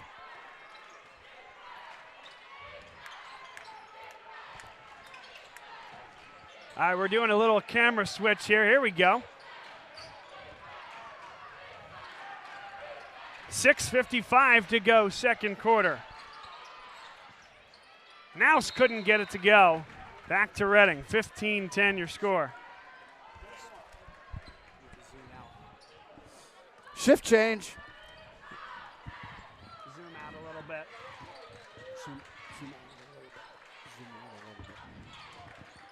There's a fall away. Rodriguez couldn't hit it. Yeah, that was a tough shot by Rodriguez.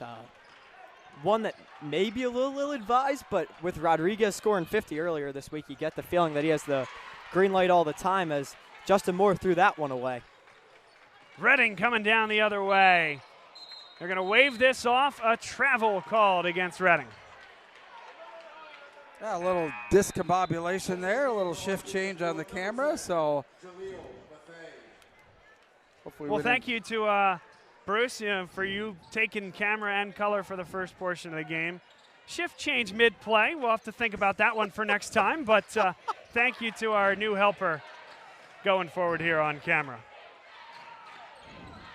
That's dangerous pass. Got all the way there and a good finish. Jaleel Bethea. Yeah, I thought that was an ill-advised pass by Laster, but Bethea so athletic. Able to glide through the air, if you will. Saved wildly. Who's going to come down with it? It's travel. Carson Howard. What a play. Oh, my. Couldn't get it to go on the uncontested follow. Now 2-on-1. Ruben Rodriguez glides to the hoop. Counted and one. You didn't know if he was going to go for the oop to Alcantara or take it himself, and he took it himself and finished through contact. Well, that's what he does so well. That's what he just does so well. Laster going to be kicking himself. Howard, certainly that would have been a tough finish through some contact. Laster had an uncontested one. Went to his offhand, the left hand. That's the right thing to do, but he might have had enough uncontest to go up with the right. Early swing here in the second quarter. 5 points in favor of the Red Knights. And it's not that Wood hasn't had their chances. I mean, they really had some good looks at the basket at the other end. Absolutely, and they're not just getting one chance every time they're down there. It's, 2 or 3, still not always converting. Mike now, sharpshooter from the outside. That's what he provided off the bench last year for this team, now providing that and then some as a key player on this team. Another one won't go, this time by Reading right at the rim, and it results in a foul as well. Boy, you got to make those chances. And of note, that's the second on Xavier Davis. So that could come up to be big, and they're going to sub him out immediately. Not too much of a long leash for Xavier Davis, but that's understandable with 5:16. And that's a loose ball foul, and now they're just realizing it because that's the 7th team foul. Was not an offensive foul. Will put Carson Howard on the line.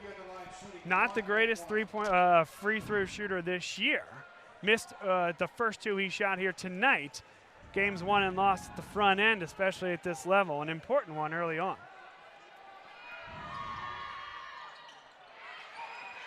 Alcantara came down with it. Risky pass there by Alcantara. Good recovery by Ruben Rodriguez. Ooh. Could have been a carry. Berdine. And now Alcantara. Tough matchup defensively. Pretty good job by Nous, all things considered. Moore gets a great look, and it's good. Could have been one more as well. Jaleel Bethea ties this one up at 18.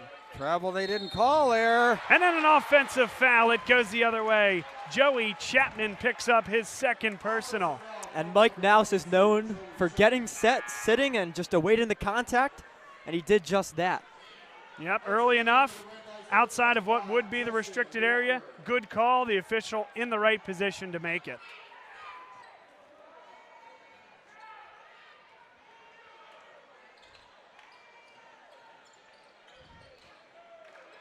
Full court pressure from Reading, as they always seem to do, off of buckets or stoppages in play. Justin Moore, he's done a great job handling the basketball against this pressure. This time he creates a great look for himself and gets the roll. Reading high on their heels these last 3 possessions. Yeah, the Drexel commit on the other end. You can see he can go both ways, gets to the left side, goes up with it. Nice soft touch on the finish. 4:10 to play. Second quarter. Alcantara and Carson Howard. He was good 85% of the way there, but it was the arm coming down on the shot. Don't know that he needed to do it because Brucey had such great defense sliding with Alcantara the whole way to the bucket. It's just right there where the foul comes. And a really tough shot. Last couple shots that Daniel's taken have been really difficult ones, to say the least. Bailed out that time, though. Sometimes you create your own luck, induce some contact going to the basket. Neither team particularly stellar from the stripe thus far. Now, I was about to say the free throw troubles for both squads continue with that missed free throw from Alcantara. We talked about the foul trouble for Reading. 0 for 2 that time from the line. Not a ton of team foul trouble for Archbishop Wood, but Carson Howard just picked up his second personal. Couldn't get the finish. And Reading the other way. What a pass. Rodriguez. Look at how fast. It was 1-on-4, and then Rodriguez slides around the side and right to the basket. And it's like his strides are so long. Really good feed from Moore to Howard, and Wood takes the lead again. Alcantara up ahead of the defense, and now we're running. You just can't fall asleep against Reading High. No, and that's what happens when Carson Howard gets the bucket down there. He was not able to get back on defense as Alcantara was already down there. And you see Howard kind of taking his time to get down the court here. He might be a little gassed. You wonder if Tyson Allen's coming in for him. That plus the 2 fouls, I'd certainly think so. Yeah, there you go. Every once in a while, we get it right up here. Well, let's remember this last 3 minutes here going into halftime. We're tied at 22. Now we've got some substitutions. Laster hasn't shot many from the line this year, just 8 of 20, but hits the front end and earns himself one more.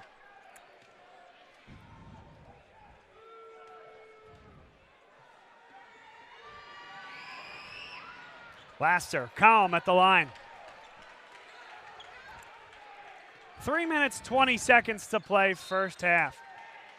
Justin Moore got the hand on it. Look at the bottom of your screen. That's John Moscow, head coach of Archbishop Wood. All of a sudden, one of the longest tenured head coaches at Wood. And not to say it feels like yesterday, but he had such a good run at Newman Goretti under the tutelage of Carl Aragale. Great to see him continuing and starting his own legacy. Not even starting. He's been doing this at a high level for a long time, and you love to see that. Those coaching trees branch out. Alcantara, tough shot in the lane, and again, just the arm coming down. Allen's not going to like the call, but it's the right one. Yeah, I've been interested to see, Reading in the half court the last couple of possessions. They haven't looked very crisp in their ball movement, but at least they've been able to get to the line. Absolutely, but when they get out and running, Bruce, look out. You know it better than anyone. This team's dangerous. Alcantara came into the game 20 of 32 from the stripe, 63%.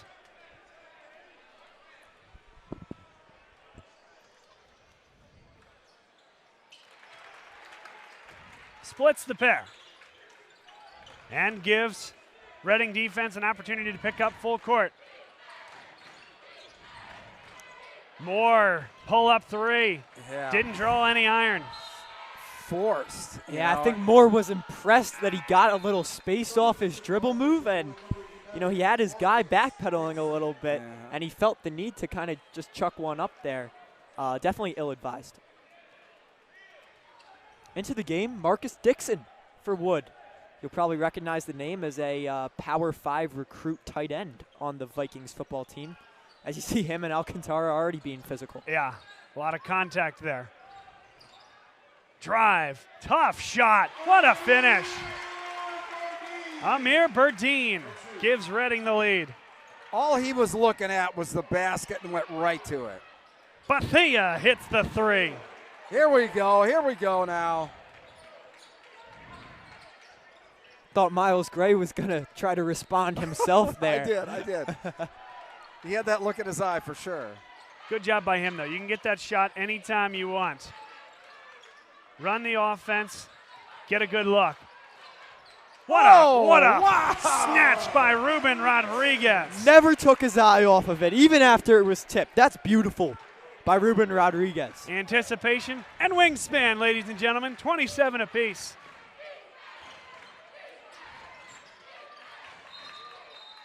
And a carry called against Justin Moore. Moscow's not going to like the call. That's one you can call on a lot of possessions. Yeah, every time you kind of do a hesitation, there's the opportunity to call that, and that's a tough call for Moore, especially because it wasn't like he was getting to the basket on it. There really was no advantage gained from it. 1:38 to go, second quarter. Great basketball game. Not that this is soccer where there's plate advantages, but it just seems like kind of the vibe that a ref might get. First missed three from Miles Gray on the afternoon. After having 8 early ones, it's gone a little bit quiet. That's a deep one. Vathia nearly got it to go. But you know what? Nothing from the Woods sideline. He has the full-on green light. And the foul is called against Archbishop Woods number 2. Josh Reed picks up the personal. And that's one where if you're coming across there, if that ball's dribbled with the left hand, you get a piece of that. You know, maybe, but reaching across right there, that foul is going to be called every time. Well, he had to reach across, or he was Gray was going right to the basket. 7th team foul. 1-and-1 coming for Miles Gray. And this probably is the guy that you want at the line if you're Reading. Obviously a great shooter overall. You'd be surprised. Yeah, I think so. 12 for 29 from the line this year. Okay.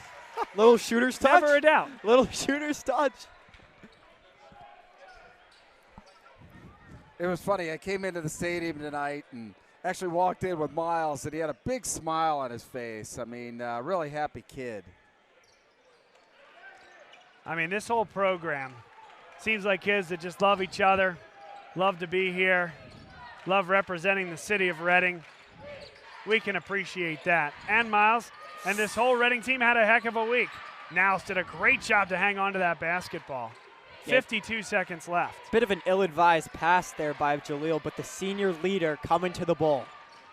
A deep three, Bethea, it's good. That one brought rain here at the Geigels complex. Wow, and Alcantara right out in his face. I'll tell you what, I'm cracking up because Jaleel Bethea hit that and turned around and said something to the Reading cheerleaders. I love it. That shot would have hit some ceilings in the Philadelphia Catholic League. West Catholic comes to mind. Maybe even Archbishop Carroll with the air conditioning vent. Here's Miles Gray with 13 seconds left. Holding for the last shot. Boy, it's been a brilliant first 15-plus minutes. Alcantara with 3. Good look for Rodriguez, and he hit it. You know, just when you think they're going to move it across the perimeter for a three-pointer, they give it right in the paint to Rodriguez with the turnaround and the 2. How good is that patience, guys? Down to 4, down to 3, down to 2. Ruben Rodriguez didn't come to the ball, recognized that there was a spot in that zone. Great vision by Alcantara, and we're tied heading to halftime. So, Bruce, you said with about 3:23 remaining, it was a tie game. We'll see what happens. Both teams, it was more of the same. It's 30-30. Yeah, no, it was very impressive, very impressive. We want to thank, our supporters once again for this broadcast over at Apex Auto Exchange out in Ephrata. Apex Auto Exchange is a local family-run automotive and ATV dealership that specializes in unique vehicles such as performance cars, classic cars, and trucks, motorcycles, and vintage two-stroke ATVs as well. Financing options are for everyone. They work with bad credit history, no credit, bankruptcies, and more. Certain vehicles are on our lot eligible for buy here, pay here arrangements. Inquire at the dealership for specific information. Apex Auto Exchange. And we want to thank our friends at Win Marketing. Contact Win Marketing, 610-914-3928. Win Marketing specializes in digital marketing programs that are cost-effective, reach larger audiences, have a variety of sources, and measurable results. Contact Win Marketing today at 610-914-3928. And like we always say, Bob, support these sponsors that support these broadcasts that keep them out there for free. Thank you, Bruce. Thank you, Win Marketing. And thank you to all of our sponsors here today, Apex Auto Exchange as well. Stay with us. We'll be right back. Dunphy Ford is Mayfair's neighborhood Ford store. Nobody knows your neighborhood like Dunphy Ford. Nearly 40 years. Right here on Frankfort Avenue. Generation after generation. Our neighbors continue to be our customers. We have access to the cars and trucks you want with financing you need. Dunphy Ford is Northeast Philly's first choice for America's #1 brand. 7700 Frankfort Avenue in Mayfair. Online at www.dunphyford.com. Come experience the Dunphy difference. You'll be glad you did.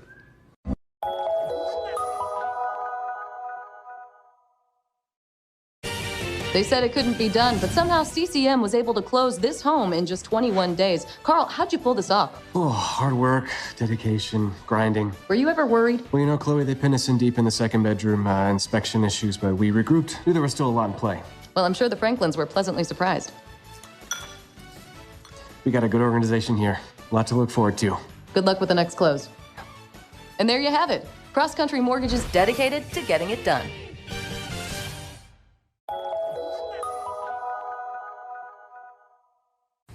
My name is Patrick Donahue, a franchise consultant with FranChoice, the premier network of franchise consultants in America. FranChoice is a company that helps people find a franchise business that's the perfect fit for them. We work with the people who want to own a business but don't really know how to find one that's both a top-notch opportunity and a great match. We specialize in franchise opportunities with the following 3 characteristics: low investment, high margin, and rapid break-evens. The best thing about our service is that it's free to the public. We're paid by franchise companies for this service. The process is simple. First, we do an introduction. Then the candidate provides me with information. We have a consultation based on that information, and we build what's called the model. Once we have that model, we'll share that with 3 great opportunities that match your criteria. I will follow up with you through the entire process. Obviously, the best opportunities fit the criteria mentioned above, and the right way to find those opportunities is to spend some time with the people who work with the very best franchise companies looking to expand in your local area. I'm humbled by your consideration, and I look forward to speaking with you soon. Good evening, everybody. Welcome into the Nittany Lions Sports Report. Good evening, everybody. Welcome into the Nittany Lions Sports Report live on Bob Long Sports. Today we're going to talk about the offensive line and our man of the hour, the chef, the man himself. This year, you're going to see all 4 guys run. They all bring a different style. The quarterback is going to read the defensive end's eyes and make a determination. Am I going to keep this football or am I going to hand it off to the running back? And that is generally the point of the RPO. Look who we have. We have Chris Perangeli, our guest picker for the evening.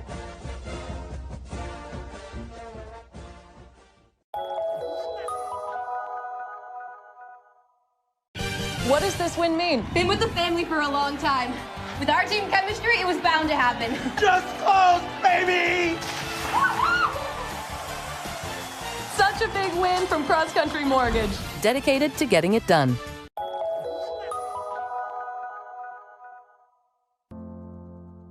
The coaches at LaSalle are great because they strive for you to be your best.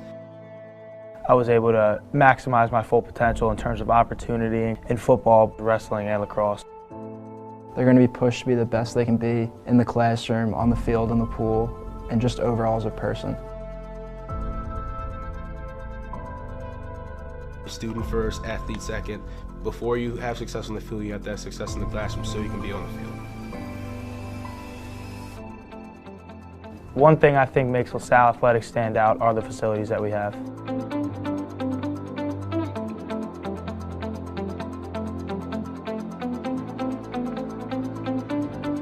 One thing I think makes the athletic programs here so coaching and the staff. I think I've improved as a competitor here at LaSalle because I'm always being pushed by coaches and by my peers. Seeing my peers work hard makes me want to work harder as well.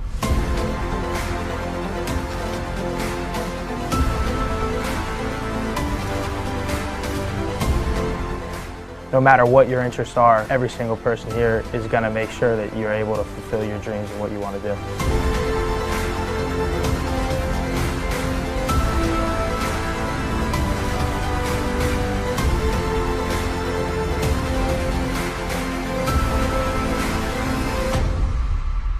What allows us to keep winning is just our really strong sense of tradition and pride. We know that 30 years before us they won the PCL, so we're going to go out there and we're going to do our best to succeed like the guys before us did. What does your character look like? Does it bounce back after each setback? Does it stand out by standing up? Does it make good on good intentions? Character is invisible until it's not. Only through action will the world know what it's made of, what you're made of. Find out how you can strengthen the character of your community alongside empowered veterans and families of the fallen at travismanion.org. I say that LaSalle fuels my passion because it has such great programs with what I'm interested in. LaSalle affords you the opportunity to get involved in as much as you possibly want to. There's tons of different clubs and activities with any different interest you could have. No matter what you're doing, you'll be supported by your peers, and LaSalle will become a place that you love to go to and you will want to go to every day. I think it was pretty easy to make friends. I feel like the most friends I made came through my extracurriculars. What I love about LaSalle is you could make relationships with other people by getting out of your comfort zone. That's what LaSalle really teaches us, to be open and be open to meeting new people. You're always going to gain something from clubs. Even if you find out that that club isn't for you, you're still going to pull something away from it, come out with new friends, have new connections. Getting involved definitely helps you meet new people. You want to come to LaSalle because you want to be able to explore. You want to be able to try a number of different opportunities we have to offer here. You're going to really discover what it means to be not only a LaSalle gentleman, but also develop your own passions and have all these different opportunities to try things that you might not have had otherwise. It's time for your business to renew your lease, or perhaps you're right-sizing or relocating. This can be an exciting time, but it's also a major project to undertake. Hundreds of decisions to make, some of which may impact your business for the next decade. You know you need an expert on your side from start to finish. What if this expert had no conflicts of interest, no landlords to answer to, and a fiduciary responsibility to work solely in your best interest? Someone who knows the questions to ask, the levers to pull, the pitfalls to avoid. Enter the experts at Gola Corporate Real Estate. They've seen it all over the course of thousands of transactions in dozens of industries. Gola gets it. And what if those experts came with a team? Subject matter experts to manage everything that comes with this process. Space planning and design, relocation planning and budgeting, helping you manage your vendors, construction oversight, all with zero out-of-pocket cost to you.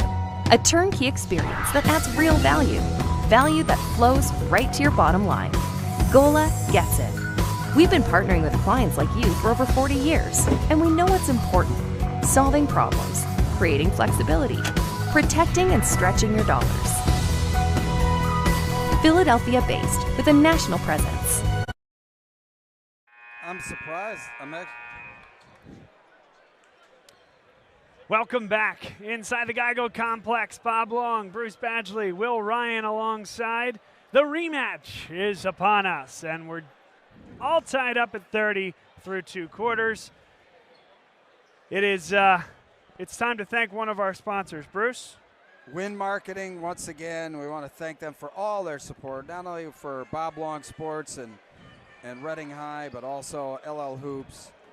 Cost effective, reaching larger audiences, measurable results. That's Win Marketing programs. Call them at 610-914-3928. Win Marketing specializes in digital marketing programs. And we'll check in with our other sponsor at the next time out. But one thing that we do here on Bob Long Sports, it's our favorite segment. It's Where You At? Where you at? Let us know where you're watching the game from here today. You can tweet at us, or you can comment on the YouTube stream. Let us know who you are, where you're watching the game from, and we'll give you a shout out on the air. Where you at? We've had people from some of the broadcasts that we had for football, Hawaii, and I think we had Rome and Ireland as well. Yep, wow. Japan. Blaster. And then gave it away. Loose ball, Reading's on it, and knocked out of bounds by Laster. It'll be Reading basketball after the skirmish. Laster was feeling himself a little bit with those Tell you dribble what. moves, and then threw it away, but good hustle to stop the fast break there by number 4, Jaleel. Yeah, maybe a little too. Basile Laster. Yeah, maybe a little too unselfish there, right? A lot of times you make that move, okay, you go up with it. He tried to make one extra pass. Love the idea. But an early turnover by Archbishop Wood, dressed in black. Reading High School, the home team, dressed in white. Let's see who gets the blood flowing quickest here. Burdine, wild shot. Carson Howard with the 2 fouls brings it down amidst the traffic. I think that's the key to the second half, is he's got to stay in this game. Dangerous pass. Gray, last touched by Gray. Ended up in the 3rd row as well. What a treat for the fans here. Up close and personal with the boys from Reading. Talk about the fans. It's a pretty good crowd here at the Geigel Complex. Again, one of the bigger places that we get to broadcast a game. Yeah, what a good crowd. And considering there was a gigantic crowd at the Santander Arena last night to see these Reading High Red Knights. Oh, 2 point-blank misses and then a pass going to nowhere in particular. More than a minute in. A little sloppy from these two teams. Moore, tough shot. Couldn't get it to go. And here comes Reading the other way. Oh, Alcantara, bring it down. Oh!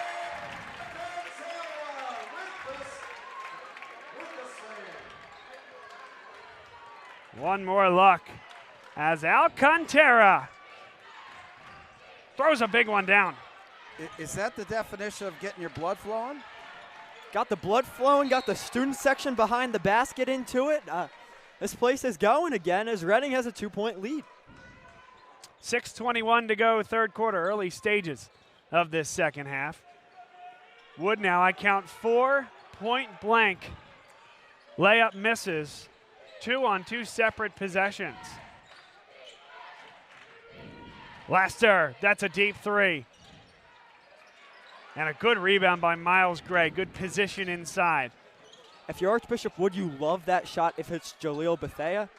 With Basile Laster, you don't mind him shooting a 3. In fact, he came up big with 2 threes against Roman Catholic. Look at that spin move. And the offhanded finish, Bruce. Excellent from Daniel Alcantara. Exactly. No. Yep, exactly. A little late, but the right call.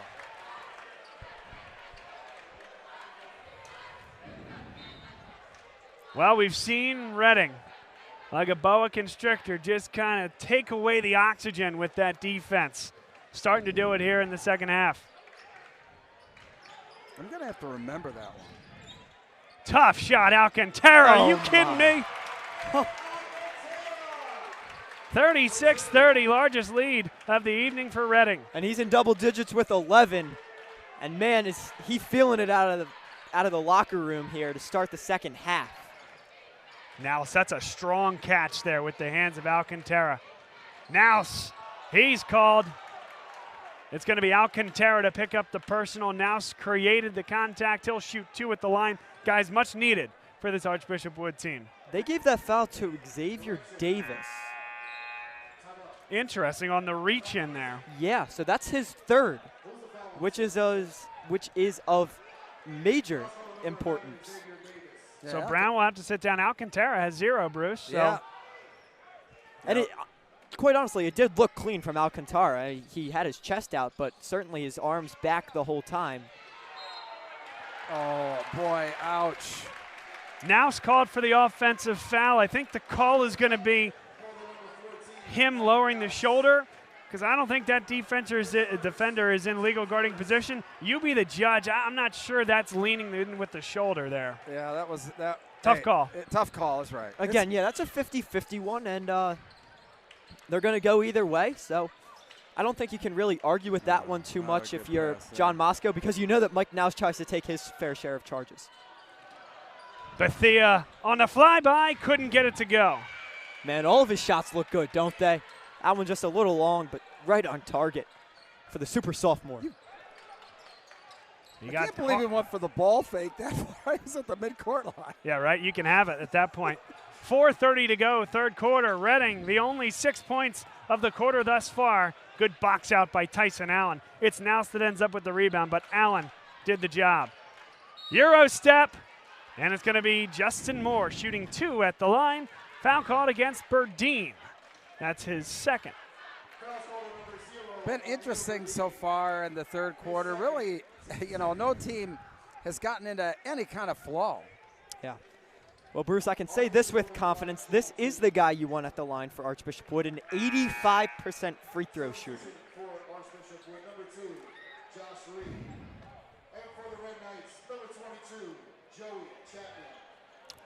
4 minutes, 20 seconds to play, third quarter. Been a great one thus far. All Reading here in the second half. He hits them both. 36-32 Reading. Now Archbishop Wood picks up three-quarters court. I don't know about you guys, but I feel like this third quarter is moving along pretty good. It's about halfway through, only 8 points on the board for the two teams combined. Good catch by Chapman. Deep three. No good. Howard so good on that defensive glass.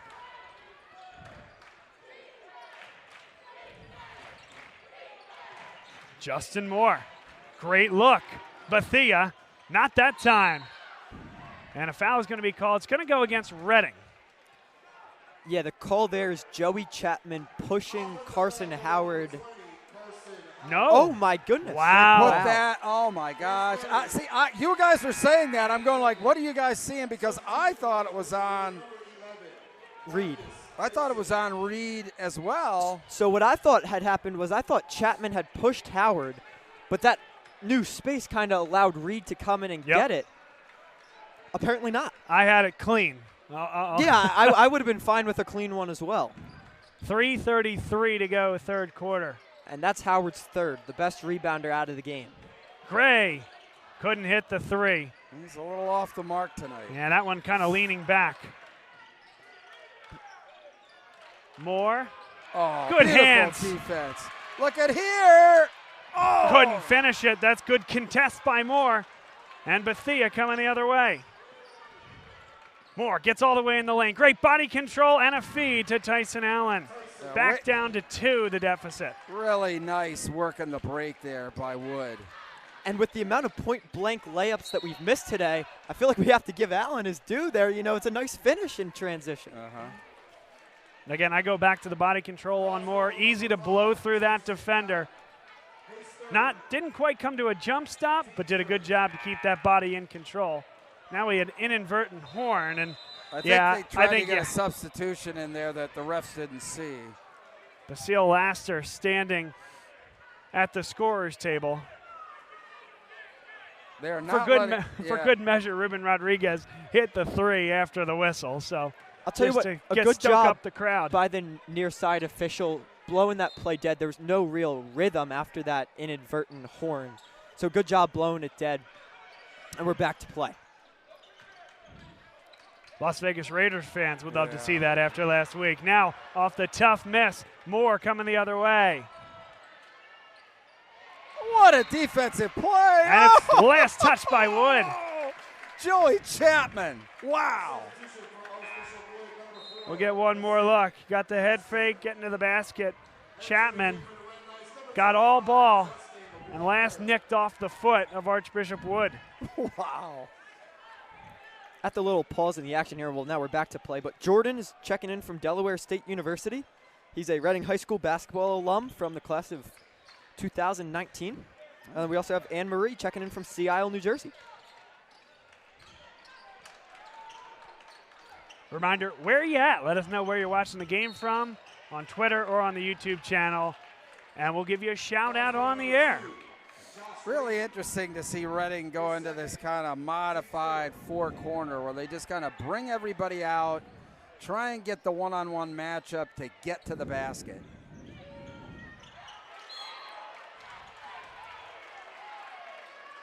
Foul called again against Archbishop Wood. Well, they're piling up against Wood here now. Josh Reed picks up his third. The referees have been getting the ball into the hands of the inbounder rather quickly. It looked like Wood was trying to get Mike Naus into the game, but Ruben Rodriguez already had it in his hands. Yeah. I'll give it right back. And an opportunity for Mike Naus to check into the game. 2 minutes, 11 seconds to play third quarter. A Wood team that the entire starting lineup is different than last year. Justin Moore comes in from Bishop McDevitt after that school closes. Carson Howard transfers in as well. What do we got? Foul going to be called against Reading. A push-off could have been a call there as well. Justin Walker picks up the personal, his second, team's third. So that was off the ball because I think Rodriguez was guarding Moore there. Oh. They may have gotten the number wrong then. What a defensive play by Rodriguez. Oh, and what a pass to Chapman. He could not have seen him. We have to ask him after the game whether he saw those guys coming down the court. I think he just launched it, but what a play. Ruben Rodriguez, the extra effort. Archbishop Wood trails by 4. Now, Moore got through the double. Open 3 for Nouse, and that's too good. Man, his former coach, Will Chavis, is going to be excited to have an opportunity to have him on that Drexel team because, man, that was impressive by Justin Moore. Could have been a travel. Instead, here's an open floor opportunity for Archbishop Wood. Flying into the basket, Jaleel Bethea. For someone known as a shooter, the elevation that he gets and his poise in the air, finishing ability, really impressive for the sophomore. Speaking of poise, Woods played very well despite those misses near the basket to take a 39-38 lead here, guys. Yeah, and it's going to go against Bethea.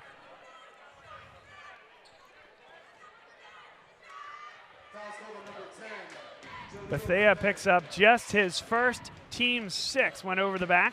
57 seconds left in the third quarter. Corner 3 is good. That was so sweet. Aris Rodriguez gives Reading a 2-point lead. 41 seconds left in the third quarter. We go back and forth here at the Geigel Complex.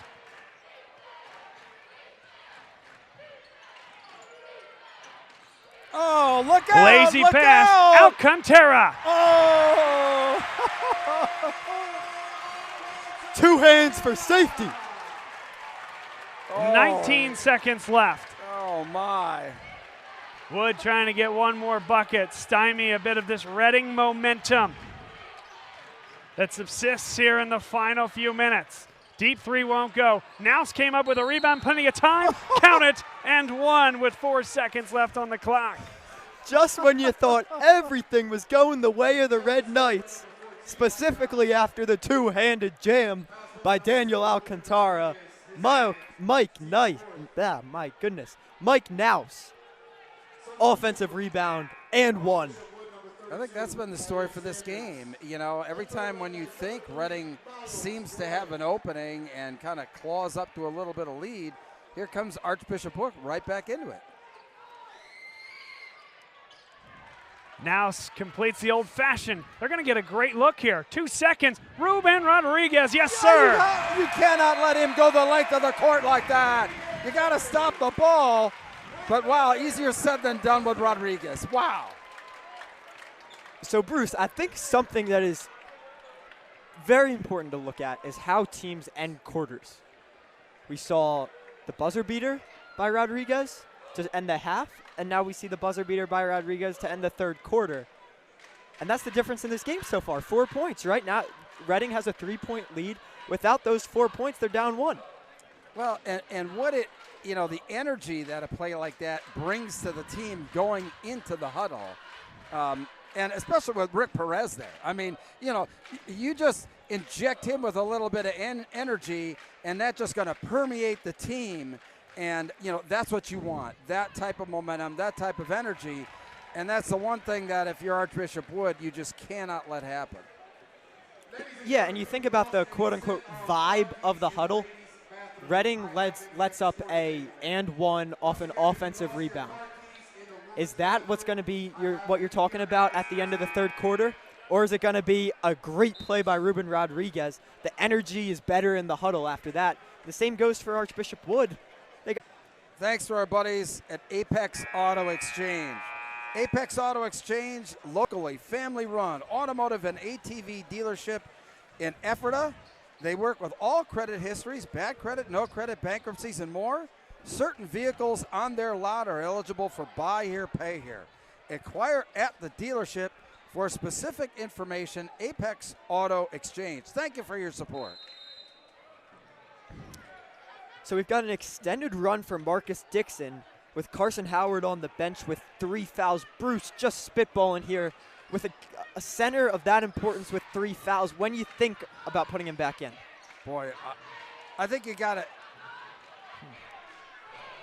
I think you have to do it when Reading gets out of this four-corner, because great basket there. But when Reading's in this four-quarter kind of stall, you're just going to expose him for more fouls on those one-on-one plays. A whistle on the floor. 7:25 to play fourth quarter.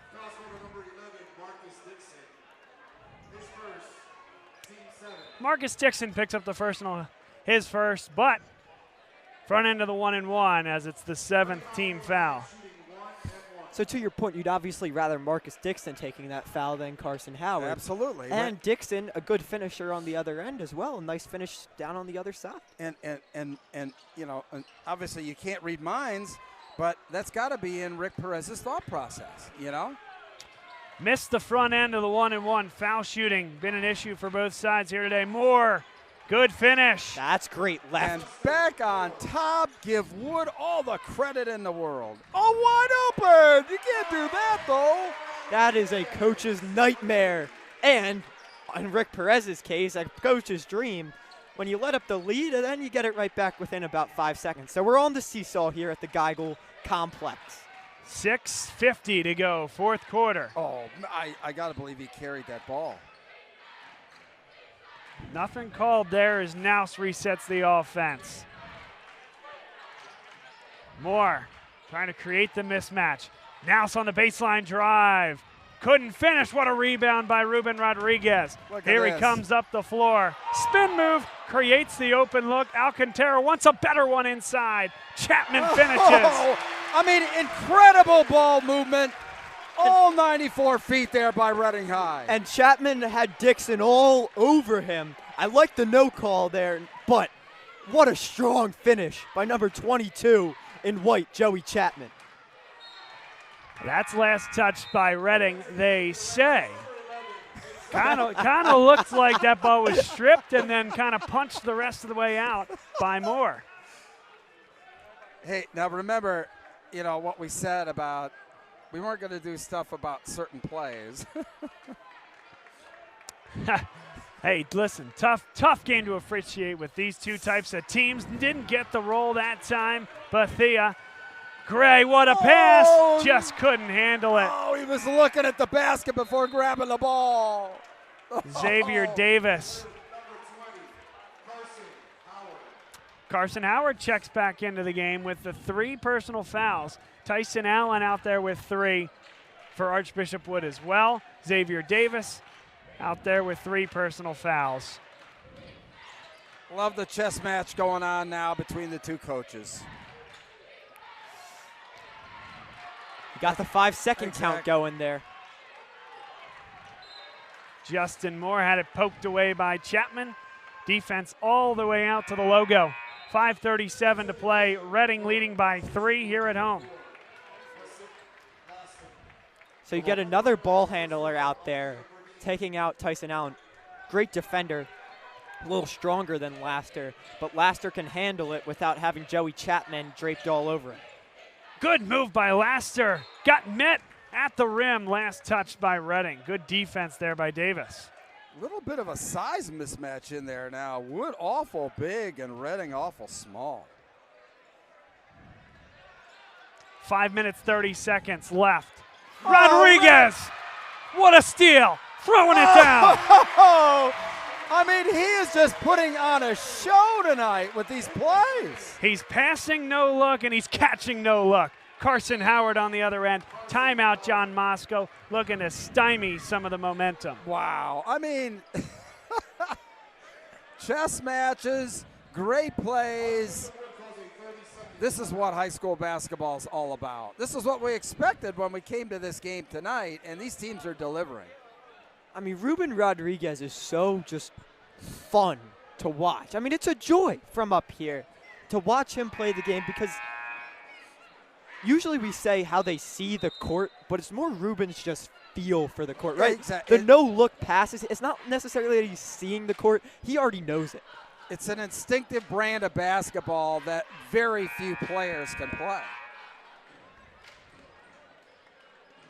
5:16 to go. The rematch has delivered. Yeah, and I certainly hope the atmosphere is translating over to the broadcast, because when Ruben Rodriguez stole that pass, got around Justin Moore, and slammed it home, this place was going crazy. It'll be Reading basketball out of the timeout. I know I'm having a heck of a lot of fun. Thanks for coming up, guys. I can't tell you how much fun it is for me to have Bob Long and Will here. Thrilled to be here. Excited to be here for John and for Rick and for high school fans across the state. Chapman drew some contact. I think it'll go against Nouse, but there were 2 Vikings in the area. It will go against Mike Nouse. That's his second. Team's 8th. We mentioned it earlier, Chapman struggles from the line. Oh, smooth, like butter. Oh, my gosh. 4-point lead for Reading. They've gotten as high as 6.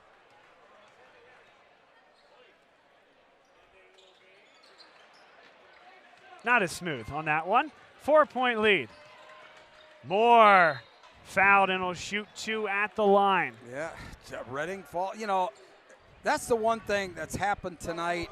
With each team has taken advantage. When there's been one bit of lapse in defense, each team has taken advantage of it.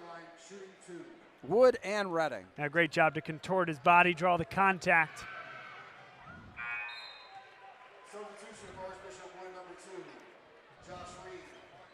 Justin Moore, he's gotten to the line more than any Archbishop Wood Viking this year, 62 times at the stripe coming into the game. He's made 85% of his tries. And this is a great opportunity for the Vikings. Get points while the clock's not running. It's a little early to start saying. No, I think in the fourth quarter, 5 minutes, and to with go? with how Reading can go on runs, I think it is important. Well, I get that. My takeaway from that back and forth, guys, points valuable? All right, I'm with you. Yeah, right. 4:45 to go, fourth quarter. Xavier Davis, fortunate to have Rodriguez, Johnny, on the spot. A good pass from Davis. Good job by Ruben Rodriguez. Just, again, that knack for the ball. Howard got his hands in there. Burdine with it, and before he traveled with it, timeout called. Great timeout. That offensive flow is not there. If there's one thing we can say about Reading tonight, in the half court, they really haven't been that effective.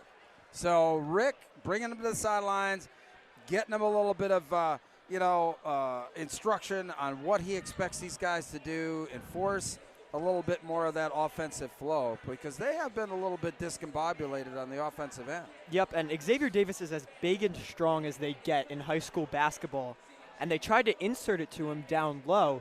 Carson Howard comes around and knocks it away clean. But you got to think, with a guy like Xavier Davis, not that he'll necessarily get a bucket down there, but he can pass from down there. But if you can force it down there, and Howard's going to be aggressive, you can get his 4th foul. Yeah, absolutely. I mean, I think that's the key. I mean, I think it's the right move that they're going inside, going up against Howard. I mean, in one way, I guess you got to pick your poison. You're going up against a pretty good defensive player, but on the other end, just like you said, you're trying to. Can he be that aggressive in going after the basketball? And the same thing goes on the other side. Xavier Davis has 4 fouls. The 5 coming onto the floor for Reading will be Alcantara, Burdine, Miles Gray, Ruben Rodriguez, and then Xavier Davis, as mentioned. Alcantara, a guy back onto the floor here, fought a big injury that he suffered over the summer to his back. He's back full-time, doing great, and it's fantastic to see a guy like him. It's better for high school basketball when the Daniel Alcantaras of the world are healthy and playing. Speaking of which, Nearly got the finish. Berdine comes up with it.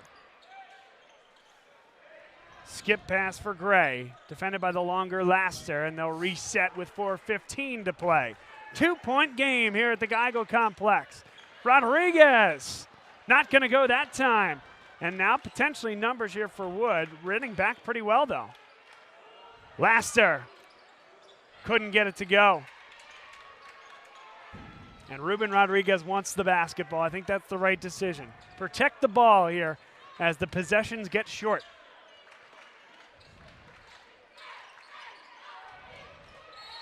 Oh, my. 2 shots. He forced the contact and gets the call. I mean, the initial head fake. Just what we were talking about is, trying to go at Howard, and that's his 4th. Well, that was the game plan. You saw Coach Perez literally pointing, give the ball to Alcantara. That's like an NBA play that, the referees have plenty to say about. And the NBA players and fans have plenty to say about. You don't see it as much at the high school level. But if you're going to get the call, it's obviously the right play, right? Listen, if nothing else, you're forcing the official to make a decision in the moment. You're putting pressure on the officials in stripes. It's a good play by Alcantara. Yeah. And you understand all sides. There was plenty of contact. Yep. Howard felt like he was in legal guarding position, as did John Moscow. But then on Reading's side, you say it's a smart play because you're going at a guy and forcing the official to make the call, just like you said, Bob. Glad I'm not the one trying to make those calls. Interesting going full court up 4. Justin Moore. Offensive foul as he runs through the defender. Good job by Berdine standing in. No question on that call. Berdine was set for quite a while.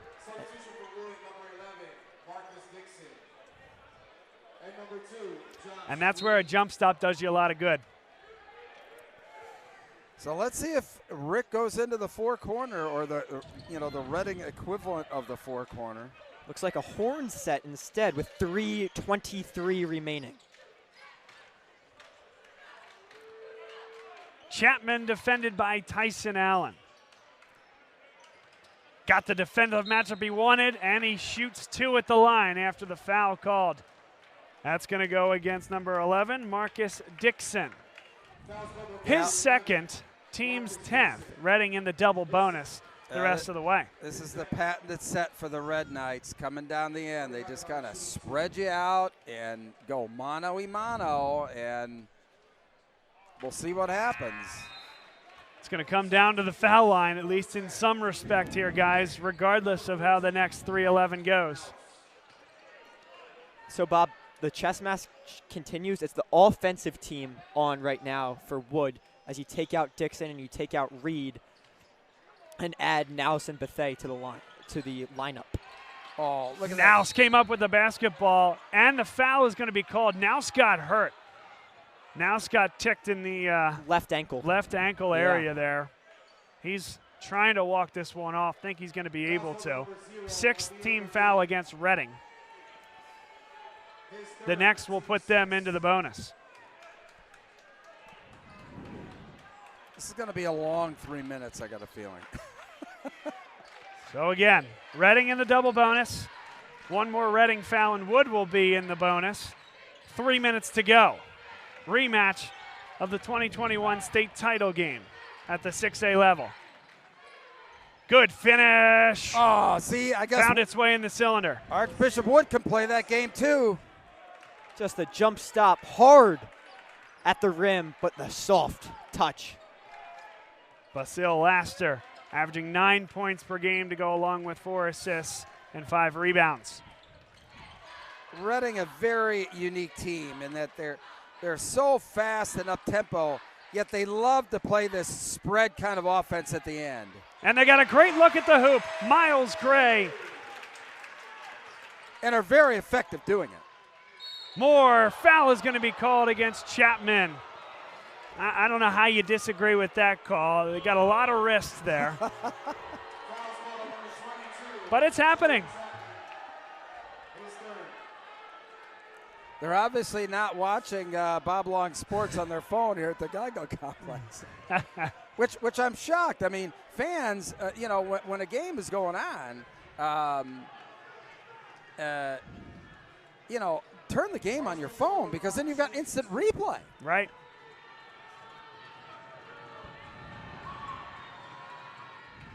Smooth that time from the 85% foul shooter.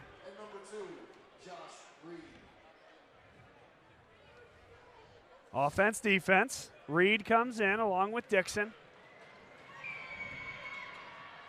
In and out on the second one. Still a one-possession game. 2 minutes and 5 seconds left here from the Geico Complex. One of the most anticipated games of the year in Pennsylvania high school basketball as the team from Philly comes on out to Reading. So much contact and nothing called. And then dancing along the sideline was Moore. Laster, great look inside. And a finish. Josh Reed. So they keep that defensive lineup out there because there wasn't a stop. Reed says, thank you very much. Pickpocketed from behind, too much contact. And Miles Gray goes to the line. Boy, I thought that was a clean steal. Really looked good from here. Gray, 41% from the foul line on the year. One of the most surprising statistics. A guy that hit 10 threes in a game earlier this year. The team's most prolific three-point shooter with 41 threes on the year. And hit 2 to start this game. Carson Howard getting ready to check into the game along with Naus and Bethea. How about that shooter's roll? Boy, every possession so big now with 1:36 remaining. Tell you what, the Vikings have gotten pretty good minutes from Marcus Dixon today, a guy who's usually pretty limited in his reserve role. And 2 for 2 from the line when it matters. Miles Gray. Justin Moore. Bishop McDevitt transfer. Drexel commit. He's run the offense here today.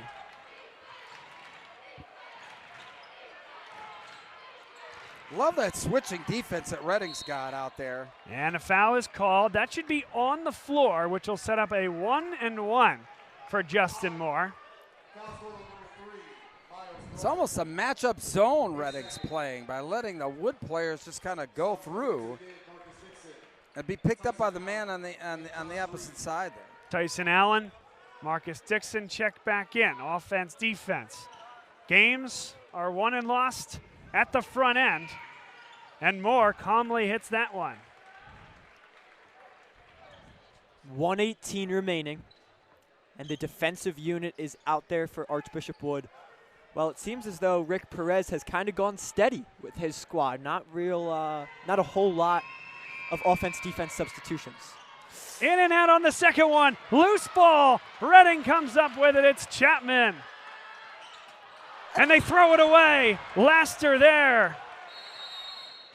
Timeout, John Moscow. 1:08 to go. Great use of the timeout because it looked like Chapman was trailing the play. We saw it from up here. Laster did not see it, but John Moscow did and got the timeout. Well, Reading, we want to thank our friends at Win Marketing once again for your support of the broadcast. Win Marketing with great digital marketing programs.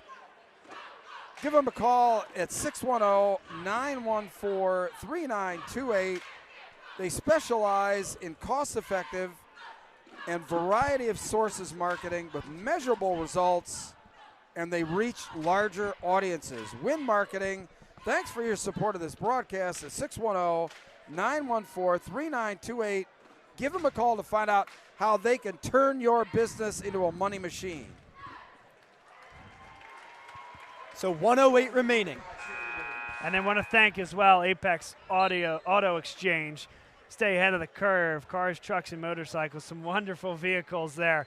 I might have to drop by at some point myself. If you're a classic car lover, nowhere else to go. Apex Auto Exchange, proud sponsor of the broadcast here tonight. We thank them. So 1:08 remaining.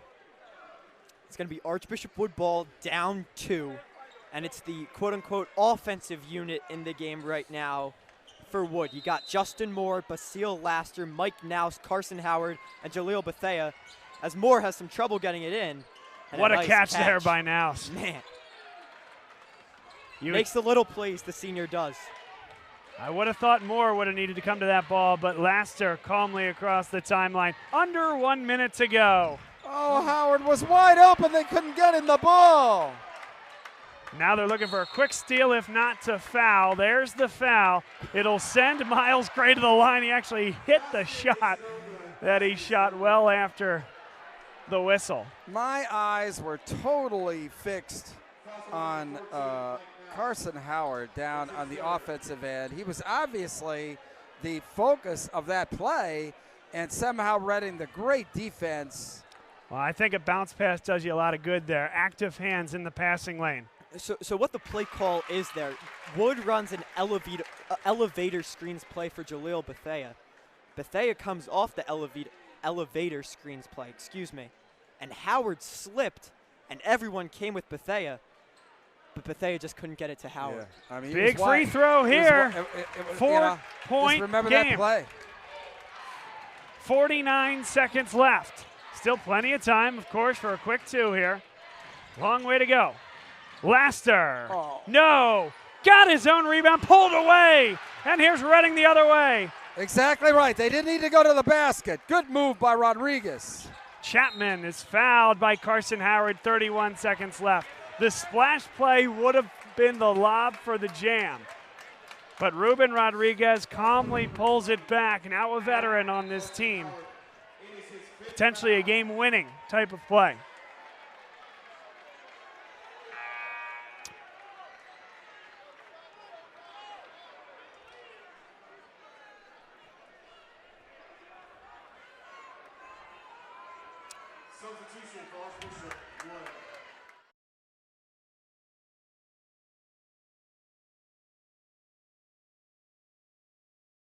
All right.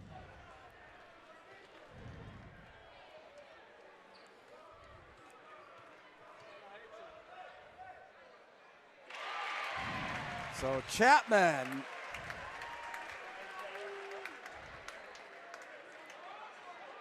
Reading, they struggled from the charity stripe in the first portion of this game, but when it's mattered, they've now hit 3 in a row.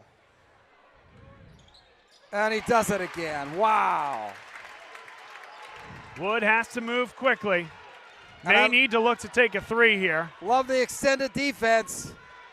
Great look inside, but a little bit too hot. Forces off the hands. The turnover. Now, Bob, do you think that was a pass to Allen, or do you think that Moore just lost it there? I wasn't quite sure. I had that as a pass. Okay.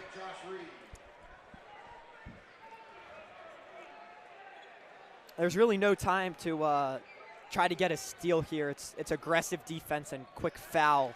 It's a home run pass for Alcantara. Burdine now and Rodriguez. They got to wrap him up. 17 seconds left. The rematch, Reading, they won the first time, state championship, and they're 17 seconds away from winning another tight one against Archbishop Wood. A game that will certainly benefit both programs as we continue on here in the action-packed high school basketball season.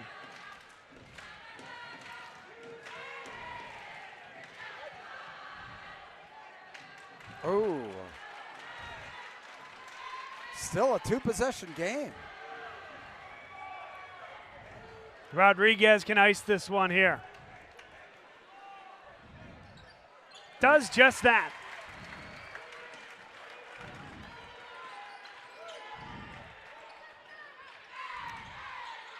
A 3 won't go. Allen with the rebound, and a foul is called with 7 seconds left.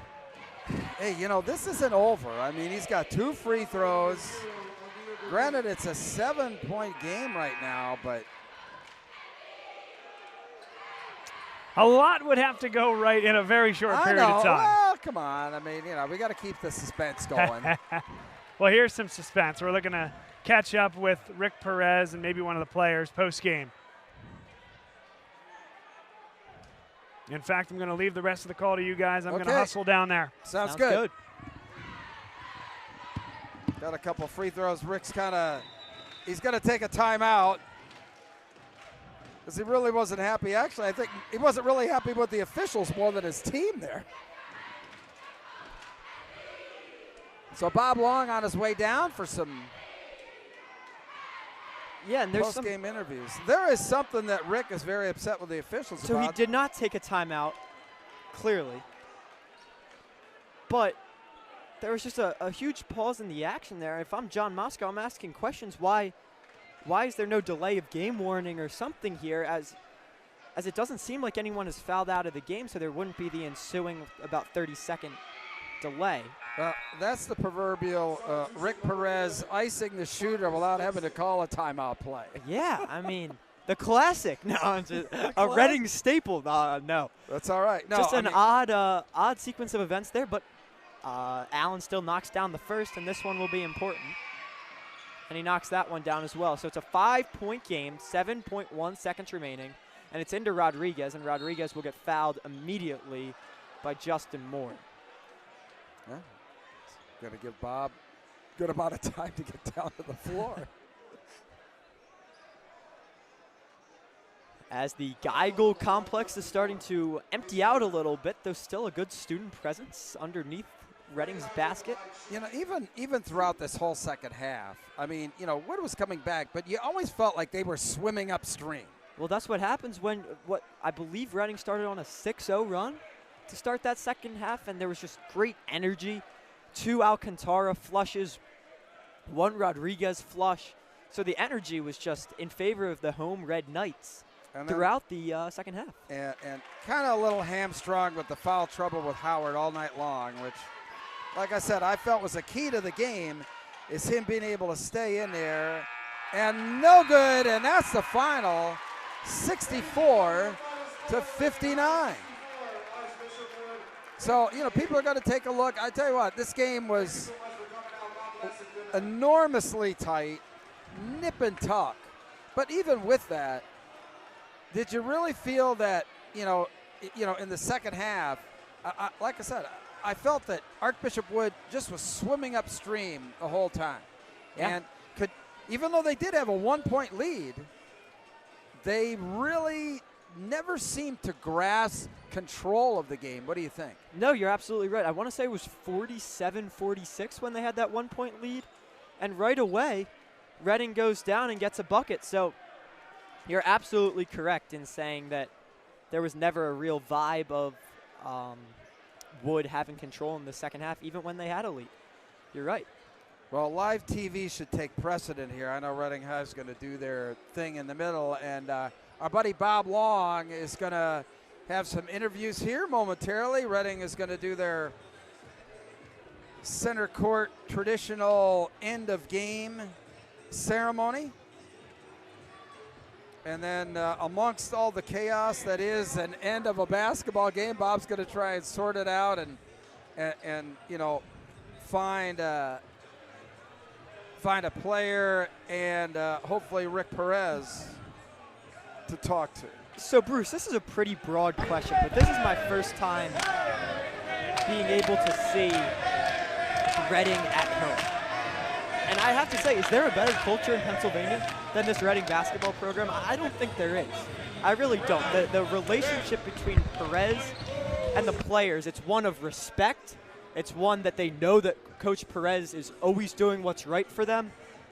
But it's also that he's always going to be there for you. And I just don't think there's even close to a better program in Pennsylvania right now.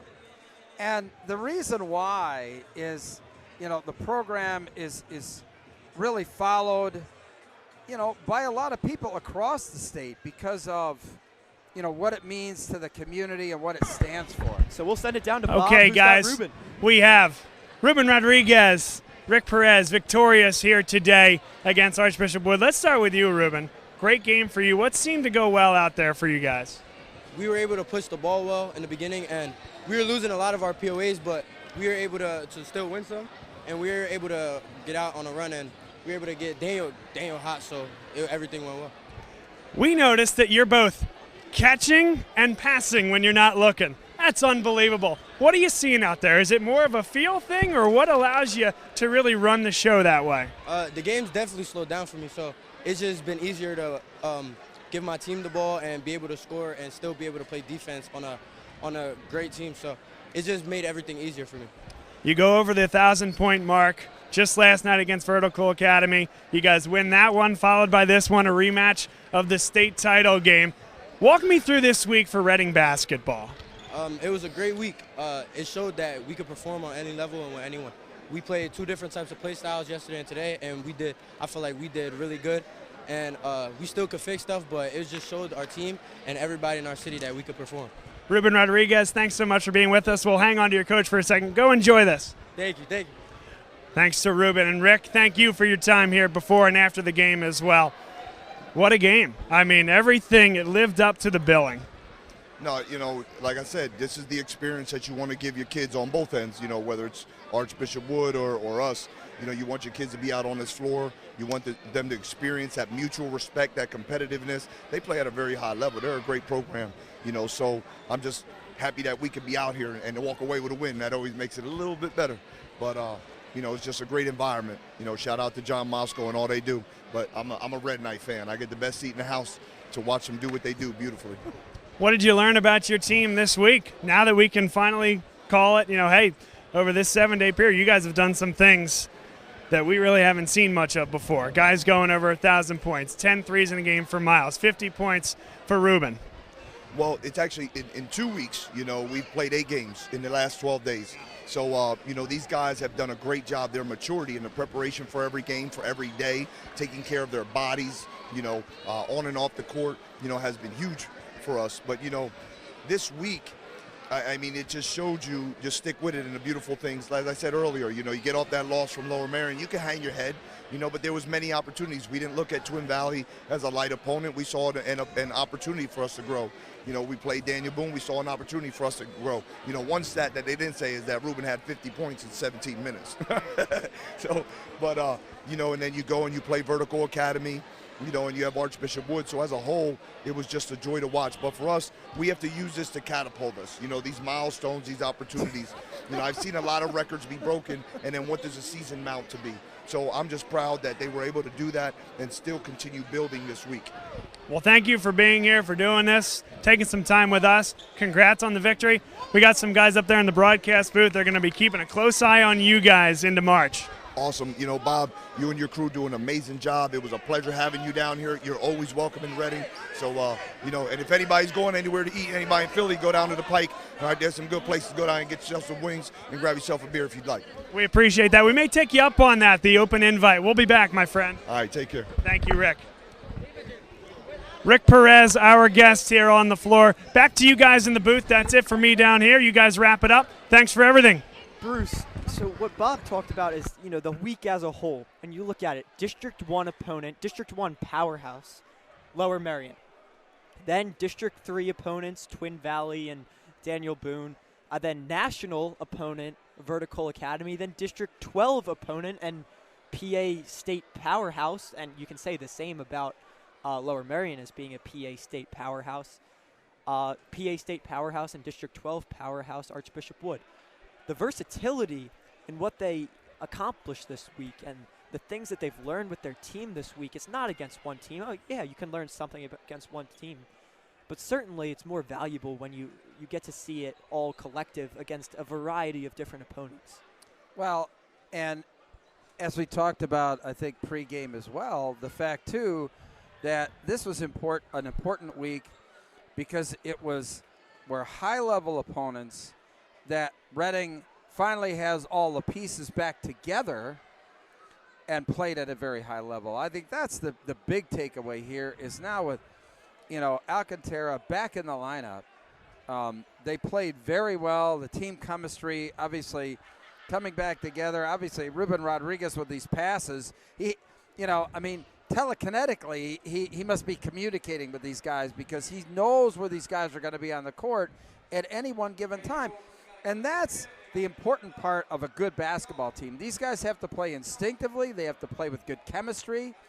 And that's what Reading High has done this week. That is for sure. They've sharpened their skills. and they're going to go through, the balance of their conference schedule, and then they're going to go into, district play. And they sure showed a lot this week, and I think people better strap in because I think there's a lot of great basketball yet to come from this Reading High basketball team. Yep, and downstairs on the court, Bob kind of asked the question that we were speculating up above about how it's Ruben's just feel for the game. And when he says that the game's slowing down for him, I mean, there's not a more clear answer. That his feel for the game is just on a different level right now. And that's what happens, again, when you get all these different opponents of different skill level. But as Coach Perez said, it's always an opportunity to learn. Well, the most impressive thing about me tonight is considering the high level or the good opponent that they played a very tough emotional game last night, they come right back and do the same thing tonight. I mean, pretty amazing stuff in my view. I think that's the most difficult task for a high school basketball team is to come out and play at a high level on consecutive nights or consecutive days, for that matter. Yeah, and again, it was a 24-hour turnover, an emotional win in front of 4,500 plus at the Santander Arena. Then to come and play against the reigning state 6A runner-ups, a team that you beat to win that state final, a high emotional game again. And then with all the records being broken, a lot of emotion there. Just an emotional week for this Reading program, but one where they learned a lot about themselves like Coach Perez preached to us. And just really an exciting and a great opportunity for us to be able to see these guys play. Well, that's going to do it from here. Bob Long and Will, Bruce Badgley, Jordan on camera. Just a great time here tonight.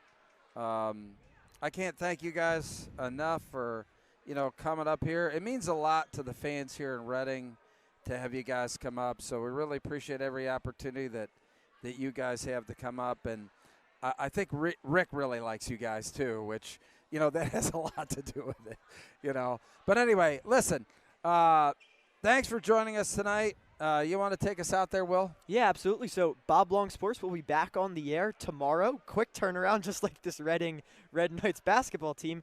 Actually, a little quicker turnaround than the Reading Red Knights basketball team. We'll be on the air at 3 o'clock as LaSalle College High School travels to Devon Preparatory School, a team that played Archbishop Wood very tight, lost beat Reading High 2 weeks ago. Yeah, exactly, ago. Absolutely. Devon Prep, I mean, they beat Reading High. That's enough said, probably. So Devon Prep hosts LaSalle College High School at 3 o'clock tomorrow. That's on Bob Long Sports on YouTube. And we'll see you then. But for now, signing off, it's Will Ryan, Bruce Badgley, Jordan on camera, and Bob starting the cleanup here. So have a great night, everyone. Take care.